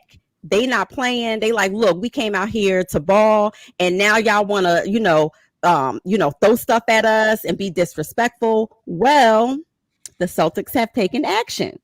So, according to reports, an official arrest was made, and 21-year-old Cole Buckley, he was arrested after throwing the Dasani bottle at Kyrie Irving and TD Arena. They're backing him. They're like, we are fully cooperating. We want y'all to prosecute to the fullest extent of the law with this guy. So he's being charged with assault and battery with a dangerous weapon. Dangerous water bottle. Which was, I mean, it didn't hit him. It barely. You want to end all this, and you want to end all this, and nobody would do this because nobody's going to take the liability. When you throw something at a player, and we find out who it is, we will escort the player directly to you. Because Russell Westbrook, he had all the smoke. We will escort the player directly to you. And then it'll be 5 minutes where we can see what happens. That's all. And I'm sure the players will agree to, hey, Russell, we got the guy who threw the popcorn on you. Come on, we're going upstairs right now, and let's see what happens. Let's go see the person. He was already gonna go, injured and all, when they threw that popcorn. Yeah, Jaden. That TV on upstairs. Somebody leave the TV on upstairs, man. I swear I hear a white girl talking to my. It must be Monty's TV. But Jay Black wasn't too. He was like Russell Westbrook didn't want any smoke. He was really because it was a Sixer. It was limping off, and then all of a sudden he want to get tough with security. Oh, let me go. I'm healed now. I'm gonna go. Listen, that adrenaline was pumping. Somebody do something disrespectful to you, you go numb. Your body go numb, and I think that's what happened to Westbrook. And just let them see each other. All gas, no smoke. Just let the player go up there. He don't even got to fight the security, but yeah, you know what the rules are now. You can go see him for 5 minutes, and then just let it happen. And then I promise you, these fans won't be that bold to be thrown. I've never. It'll be players like Steph Curry. Then they'll throw it at him like this little guy. They still don't want to smoke with Steph Curry. Steph Curry wholesome to a point. Throw something at Steph Curry and see. No, we keep forgetting Steph Curry 6'2", 6'3". Like, we keep forgetting that. Like we think he's normal, like our size. Yeah. Cam said, "I got the size." Me and Steph same height. Steve will beat your ass, Cam. People don't know. What? Cam got the size. We are not in shape to be fighting nobody. We are not in no type of shape. Nobody. I said, "Oh no, you're not. You're right. Same height." Yeah. That took me out of the height thing, you know. Yeah. I wanted complete separation. Y'all sure, guys. Truth be told, we ain't want it with Muggsy Bogues. Like we be thinking these little dudes are like these fans need to get tapped up. And I don't agree with when Ron Artest and Steven Jackson went into the crowd, but I think y'all forgot. I think y'all need one more round of that. I think y'all need one more round of some hood N-words. Decide that we're gonna take the L. We're gonna go up in here and just start batting on people and see how that goes. Y'all keep playing. It's gonna happen because the NBA can still, there's a lot of race that goes on in this. There's a race factor that's going on in this, where a lot of you white guys are getting real bold because y'all do it on behalf of your team. But it's a bunch of white dudes throwing stuff at a bunch of black dudes. And that's what the NBA doesn't really want to. Kyrie Irving kind of said something about it on the race relations, but it's a bunch of white dudes getting a real liberty to throw some stuff. And mind you, most of these arenas ain't even at full capacity. Exactly. But now they're all going to be at full capacity. Watch, it's going to be a problem. Somebody going to get. There's going to be lawsuits all over the place. All right, Mo, give us another story. Well, first of all, shout out to tennis star Naomi. My heart goes out to her. But I'm glad that she has stood her ground. She has taken a leave from the French Open and basically said, "Deuces, I'll see y'all next year." But she did it so gracefully. She apologized to the reporters. Many of you don't know. I didn't know either that you actually have to participate in pre-game and post-game press. So, last week she asked, "Hey, you know what? I'm feeling a lot of anxiety. I suffer from social anxiety. Is there a way that I can, forego pre-press? I'll talk to them after the game, but can I forego pre-press because it's a lot of." They hit her with a $15,000 fine. Boot back. Yo, who's got their phone on in the back? And when you think about $15,000 in the grand scheme of things, you know, you're like, okay, that's compared to what she makes. You know, NBA players, things like that, they're used to getting fined for different things. But to be fined after you've told them that you have you know, some mental health issues that you want to address, you're penalizing somebody for their mental health. I'm totally on her side. But how do you have social anxiety but you play in front of people? Very easily. Very easily. I used very easily. JJ, did y'all not no. See, y'all react too fast. How do you have social anxiety but your job is to play tennis in front of 15,000 people? Where's your anxiety when you're playing? Her anxiety is based on speaking. It's not. It's not the performance. It's the speaking. There you go. Speaking in large crowds. Being on the radio, being in the studio is different from talking to a crowd at an arena. Way different. Maybe not for you. Doug, you can't have a job. Once again, I'm 100% on her side. But you can't have a job that's based on the public paying to see you and then say, I'm not going to do interviews because my social anxiety. It's part of your job. Then you But can't she didn't do say that she was not going to do the interview. She asked because she do post interviews, not pre interviews. So it's not that she was. now behind. the anxiety only happens when the interview happens. Well, she said that leading up to the slam, that she had been experiencing a high level of anxiety and depression. Yep. So in saying that, she's saying in this moment, this is too much for me. So this is the way that I have to deal with self-care. This is part of self-care for myself to make sure that I could perform at my optimum and my best for the crowd and for the fans and for you all. This is what I need to do. I'll talk to you after the game. But that's not part. I don't think anything's wrong with that. Yeah, but you guys can't pick and choose when you deal with the media. If it's part of the job.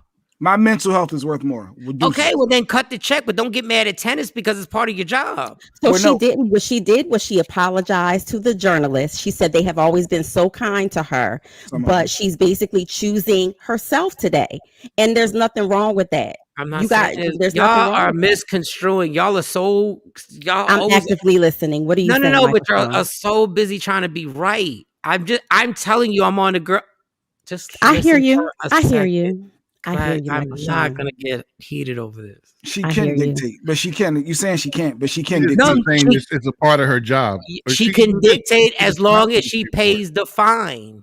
Just get a sponsor to pay for the fine, and you ain't got to speak to him. But the issue was she did that, but the backlash now is causing such a distraction that she's getting all that hate mail and the haters and the people coming at her. So it's like now that's adding to the depression and anxiety. And she's saying she doesn't want to take away from the actual game, the essence of the game. So she's removing herself totally from this series, and she said she'll see y'all whenever. She said, I see you when I see you. I got it. And that's what she should do. But you can't get mad at the sport, at tennis, for making their biggest stars have to talk before the match and after the match. Michael Jordan, when he was the biggest star, has to talk before the game. Now, if you want to leave, I agree. She should leave for her mental health, but you can't get mad at the organization. And I don't think she is. It's called reasonable accommodation. Is what she's asking for reasonable? No.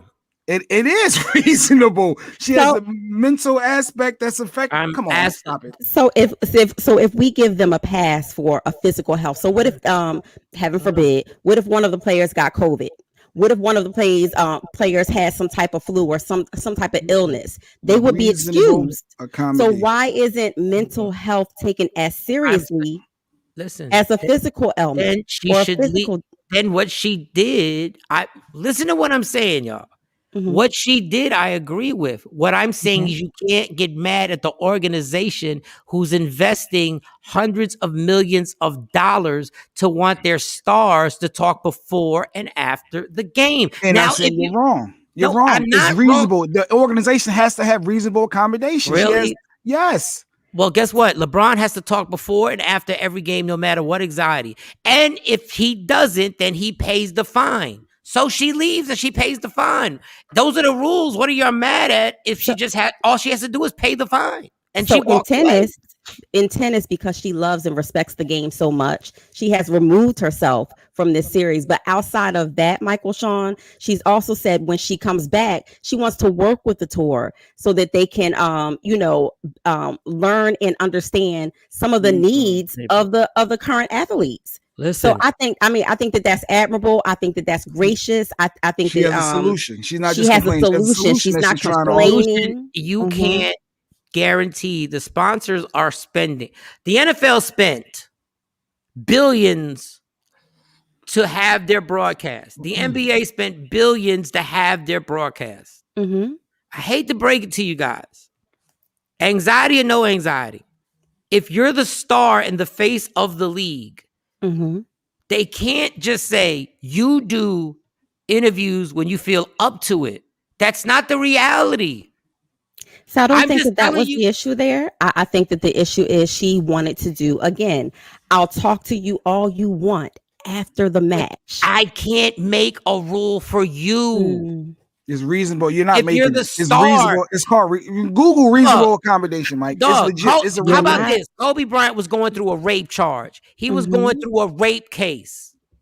He was still having to do interviews and answer questions before and after the games. So now, if he doesn't, now listen, that was a scandal. That's the difference. No, it's a court case. That's not a scandal. It's not mental health. It's not mental. I'm asking you, what do you think his mental health was at the time? Do you think he was going through anxiety?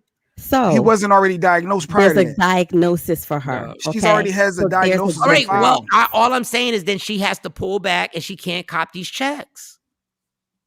Or it could be reasonable accommodation, or she can. I can't accommodate you if you're the star. I can. I can. So in mental health, and on any job, there are things called modifications. It's not an accommodation; it's a modification. So she's saying, I'm going to do this interview, but the modification for me and my diagnosis and my mental health is I have to wait this moment. And she's not saying the whole time, all the time. She's saying in this moment, in this match, I'm experiencing some heavy, high level anxiety. I'm experiencing high level depression before the match. I know. God forbid, I'm agreeing with you. I'm agreeing with you. Kurt Cobain killed himself. I hate to break it to you guys. In $1 billion business, they're not gonna care. There's two. Care, but they can change. Rules can be changed, man. And if she's a big star, they'll make the problem is, and this is what like the machines, the final and the total. But this is what's going to happen if we change. This is what's going to. I agree with the girl. I say get away from the game. But if I change it from you, the next person who comes up and is diagnosed with something else, we will have to change it from them. And then when somebody else comes up and diagnosed with something else, we'll have to change it from them. And what you have to do is say, if you can handle this, these are what we expect out of our stars. Because if we start switching for everybody, I suffer from horrible anxiety. Let me finish, Jay Black. Let me finish. I got pills upstairs, and if I show you how many damn pills I take for anxiety, okay? How many pills I have to take every day. And the stuff that causes me the anxiety. I don't get a pass. I still have to do it. And when billions of dollars are in it, they're not going to change it for anybody. What you can do is, you can do what she does. Walk from the game. I don't need the money. I need the money, so I have to do this stuff that we're doing. But you can't make change. There's things called free agency that didn't exist, that came about.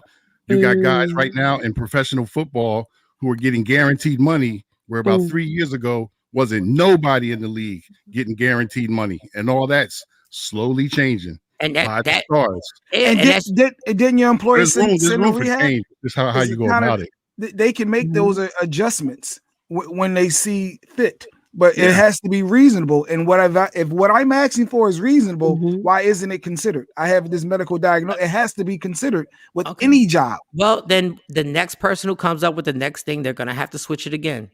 And they're going to have to keep switching. To each his own. Every individual is going to be different. But do you understand? There's no way they can accommodate everybody? They can't accommodate everybody. I think medically you have to, Mike. No, they can't. what you'll do is that these places, you'll be like, there'll be no press conferences. And it's not that big a deal for the NBA when somebody doesn't do a press conference. It's not that big a deal because they're marketable and they market themselves so well. A sport like tennis needs every star.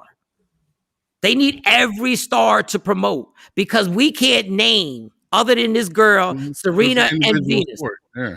It's Andre an individual Agassi. sport. Yeah, who hasn't played since Christina the 80s. Cavallari. Who hasn't played since the 90s. Venus and Serena. I just named 5. And she's like, I don't want to do the press conference. And I agree with her. She should back away. Because if you can't do a press conference, if your anxiety is so bad you can't do a press conference before, but you can do it after, then you need to take a break. But it's more than just the anxiety. I think, I know we're focusing on, we keep saying anxiety. It's more than anxiety. Sometimes we experience anxiety and we don't have a clinical, we're not clinically diagnosed. This is a clinical diagnosis.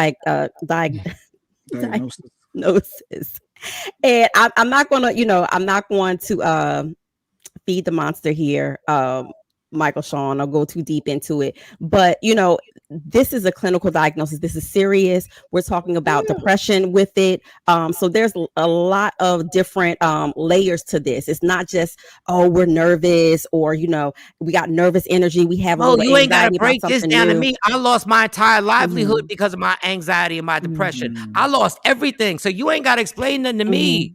I sat in a dark room for 6 months and just tried to drink my life away. You ain't got to, y'all speaking to somebody who's going through it right now. So, but your job did have reasonable accommodations. No, they didn't because they fired me, dog. No, they fired me. Initially, they didn't. That wasn't. Yeah, because I was making the money, and it came to the point where they're like, it wasn't worth it. So guess what? You better get healthy. And I agree, she needs to back away. But guess what? These cameras are going to be there no matter what. I'm just glad that when she comes back, that she has a plan to work with the tour to see how they can better work with the athletes. That normally doesn't happen, and hopefully the tour is open and receptive to to just working with the athletes on that aspect. And the ratings dipped too since she's backed out. The numbers ain't the same. So your money, your bag, So all she asked for. It was just not to do morning ones. All she asked to do. I talked to her after it's over. And you couldn't grant that? Look, I reasonable. What if they even talked to her and still had it allowed, but it affect her game and it affect her play? It will. I'm just saying, like, once again, everybody loses. It's not really a clear win-win on both sides, even though the machine seems to be the quote unquote the right person, but in theory they both need each other. So I'm telling you, her getting healthy, she has to get healthy to deal with the situations. The situations can't change because guess what? When she does lose, let's say they feed into everything that she wants, right? They say they do it this way. When she does lose, these sharks are going to come to the press conference and start grilling her on, well, what's your excuse now for losing? What I'm trying to tell you is that if she doesn't solve this. She never said it was for losing, no. No, Jay, I'm not even gonna let you. It wasn't Jay, even an excuse. Jay, for Jay, but see, you don't listen to what I said. I said the media and the see. This is what I'm. But she's not saying I don't. She said I have this. I'm trying to order. You know what, Jay? She said I have this disorder No, prior. I'm not even talking about her, Jay. I'm not even talking about. I'm talking in general. You're right. Yeah, they can't. Jay, you're not listening. You're not listening, Jay. Jay, I'm telling you, if she's just not, about how the pressure is going to be more if she comes back and she's not winning. Thank you, Jay. Thank you. The But media, the media will pounce on her in a way that is nothing compared to what it is right now. Right. If it's bothering her now, if it's bothering her now, she comes back and she loses, the media could literally kill her. So my point being, she should take time, as much time as possible, to get mentally healthy, because when she comes back, the media is going to be bigger and worse than ever. They're going to attack her even more severely That's what I'm trying to say. So even if you make these adjustments, right? Let's just say you make all the adjustments that she wants, right? Mm-hmm. What the media is going to do then is that when she does the interview, when she chose, right? When she wants, they're going to be even harsher because they're going to hold it against her. That she didn't talk to them earlier. Yes, they do it all the time. That's why Barry Bonds and guys aren't in the Hall of Fame. Because due to my media, not the her Jay, response, the media, not the structure. So the media, media. Due to my mental health and my well-being, I chose not to do that. It wasn't best for me. And then they're going to come at that, and then she's going to keep. So what journalist is going to attack her? Every last one of them. Every last one of them.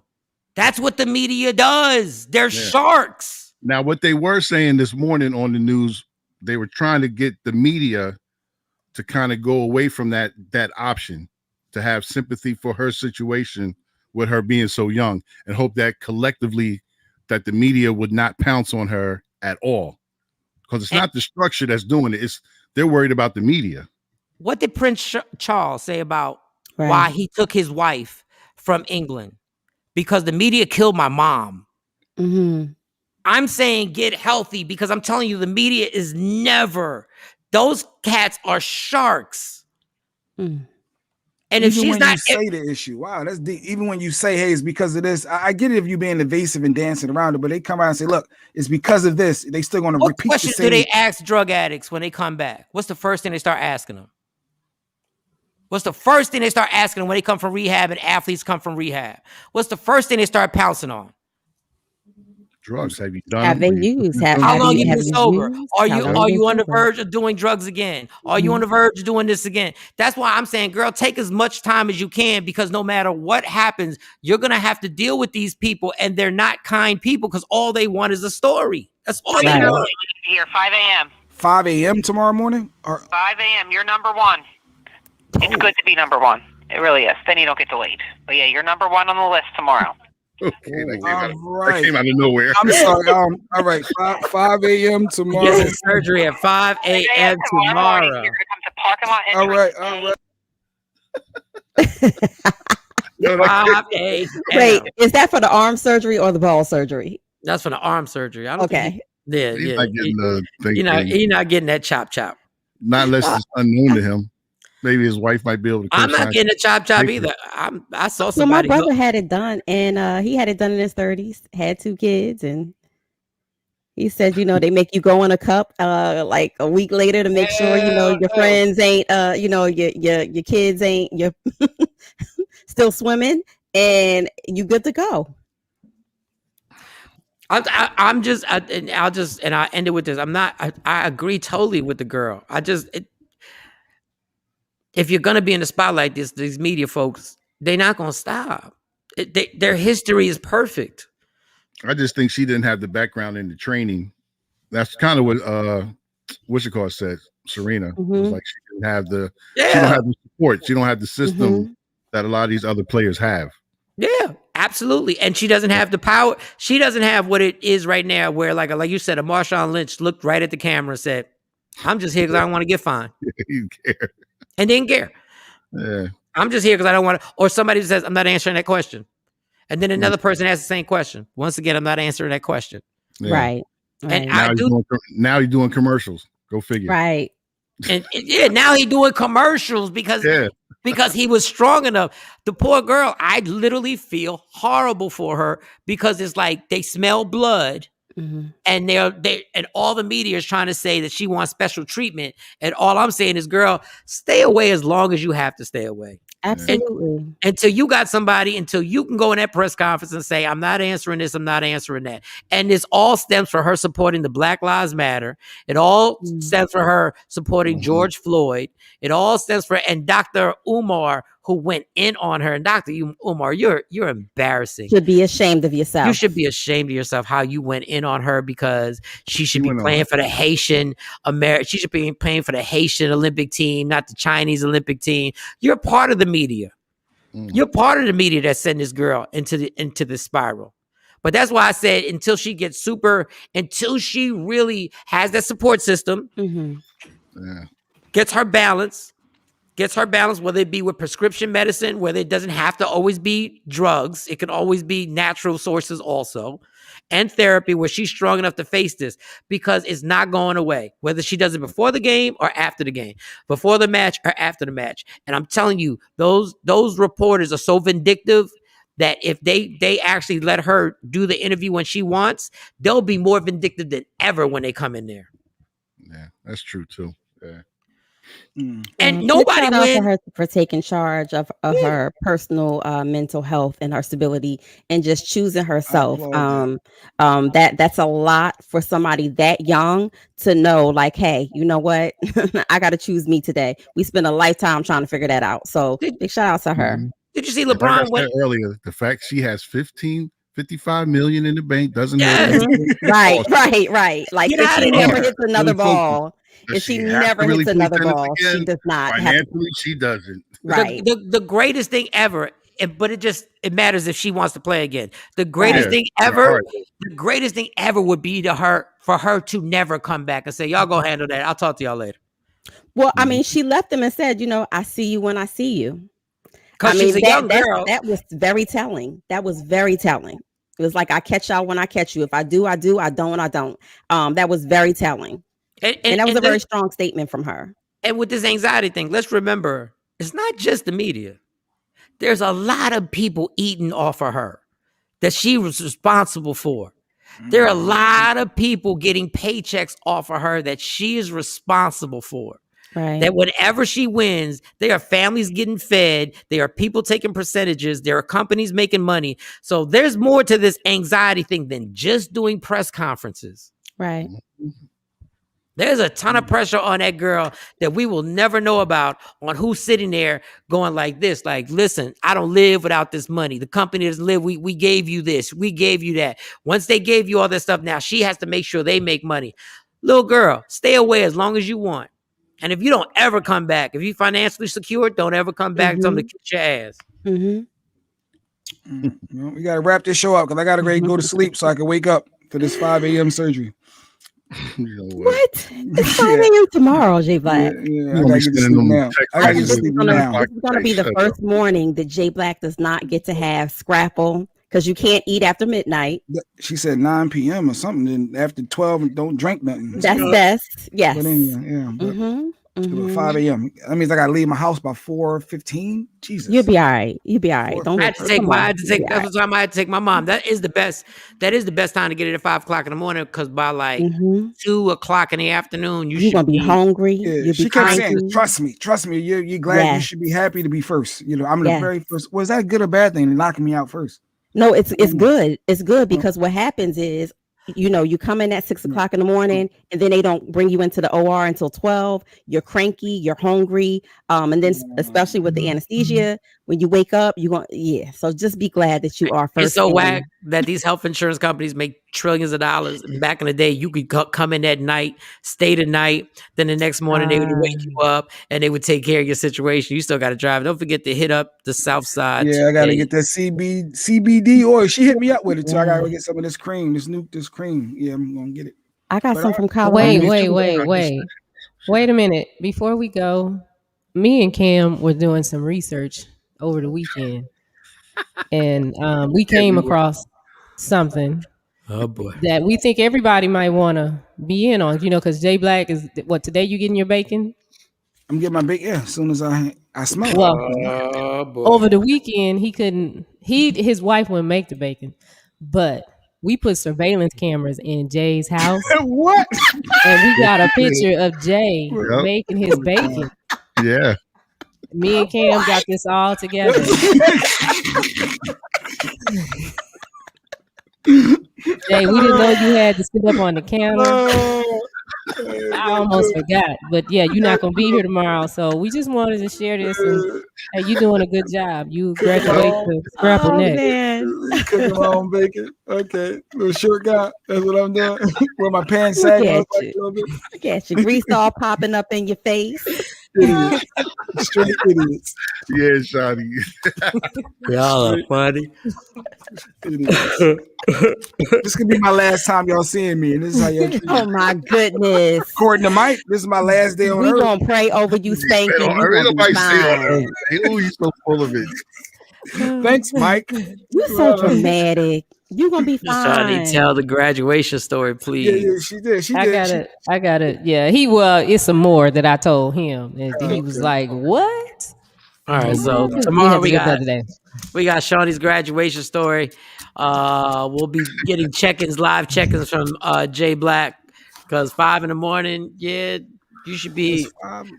That's 4 a.m. Texas time. So that's Just make sure your wife gets some video footage. Like, hey, get some video footage. Yeah, Some of the I'm ugly calling stuff. your wife. I need her to. Yeah, I need that first wake up out of the Yeah, Miss anesthesia. Q. I need all of We that. need some of that ugly footage. I need all of that.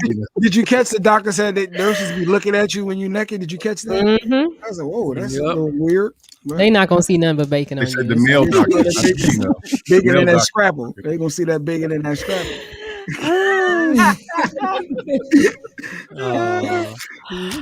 Well, everything will be fine, so I'm not gonna wish you luck. So everything That'll be my will be- last image. Absolutely. Strong. Son. You know what? Everything will be absolutely fine. Jay Black will have a new rotated cup. We ain't printing out shirts and stuff for you. Just My wife got the cricket. She making shirts. all right. We ain't making shirts just yet. No, the funny part is she needs the video. We don't even need the ugliness. We need the video of when they put you under and you're fighting it. And then you start talking nutty professor. And we will let her be the censor person. Like whatever she thinks is appropriate, She can't. we be will there. run with. They said she's only just dropping off. She can't be there because I don't. But yeah, I thought the COVID was over. Well, they just said she's just dropping off. She just She dropping can't off. go in. Jay She can't go lying. in. Jay lying. Don't go into that with him. He lying. That's what Katie told me. Katie just told me that. Katie sound believable on the phone. We should have asked why you had Katie on the phone. Why we could hear her. She She just like said you Katie. had to be there at 5:00. And then I asked her, I said, well, what time is the procedure? She said 6:30. So I got to be there an hour and a half early. And I guess they got So what that that has to do with She just says drop off. My wife, my son got to go to school too. Anyway, she can't be there. I all didn't morning. hear anything about Katie saying that your wife couldn't come in or anything like that. She just gave you logistics. They What said no time camera. and the They place. said no cameras allowed anyway. She said no cameras allowed. We Y'all ain't don't hear her. believe you. That's We don't it. believe you. Nope. Said no cameras. That's what she said. So, I'm through, Lady Q. All right. I got sent down. I think Jay Black will be back on the show on Friday. I predict Friday. I think And he gonna be struggling if he come Friday. No, he's not. He's gonna come back being the same ignorant self. He'll be cool. Yeah. I just speak my mind. I'm not. He gonna be high. Y'all, he gonna be high. He's just gonna be able to Friday. do like this when he's talking ish. He's gonna be able to Your arm gonna be on the Not with sling. that sling on. That sling is like some RoboCop. It's so big. Oh, that's right. Yeah, you gotta go to the rehab after that. Yeah. Mike, you know he gonna milk this. He gonna milk this I don't like recovery for a long time. But my arm hurts. I don't can't press think the it's gonna be that button. bad. I didn't think it was gonna be that bad till the doctor said it. To be honest, It is. You got like about 3 months recovery time. Yep. happy face. Kathy said nurses draw a happy face on patient's stomach for fun because he worked there. Jesus. All right. Wow. All right. Well, tomorrow, Jay's not here. He's got to do the rotator cuff surgery. I believe he'll be back on Friday morning. I think Wednesday, Thursday, Friday, we should have him back. But we'll be back up in here. Love me for who I am, not who you want me to be, because I can never be that and understand there's only one thing in life that's guaranteed. It will end. So enjoy every minute. Great. Every Thanks, second. Mike. Thanks, Mike. It'll end. Enjoy every minute. Every second. I'm sorry. Go ahead. Enjoy every minute. If something makes you laugh, laugh hard. No matter what. Even if they decide to go in a new direction. Even in a new Enjoy every direction. moment, Oh, Jesus. Y'all are ridiculous. The worst. And protect your happiness. It's worth fighting for. It's Michael Shawn, Sexy Mo, Jay Black, Shawty Scott, DJ Cam. It's a TakeOver Legends. Yeah. Michael Shawn and the TakeOver Legends, where nothing's off limits. Free Agent Radio. Being.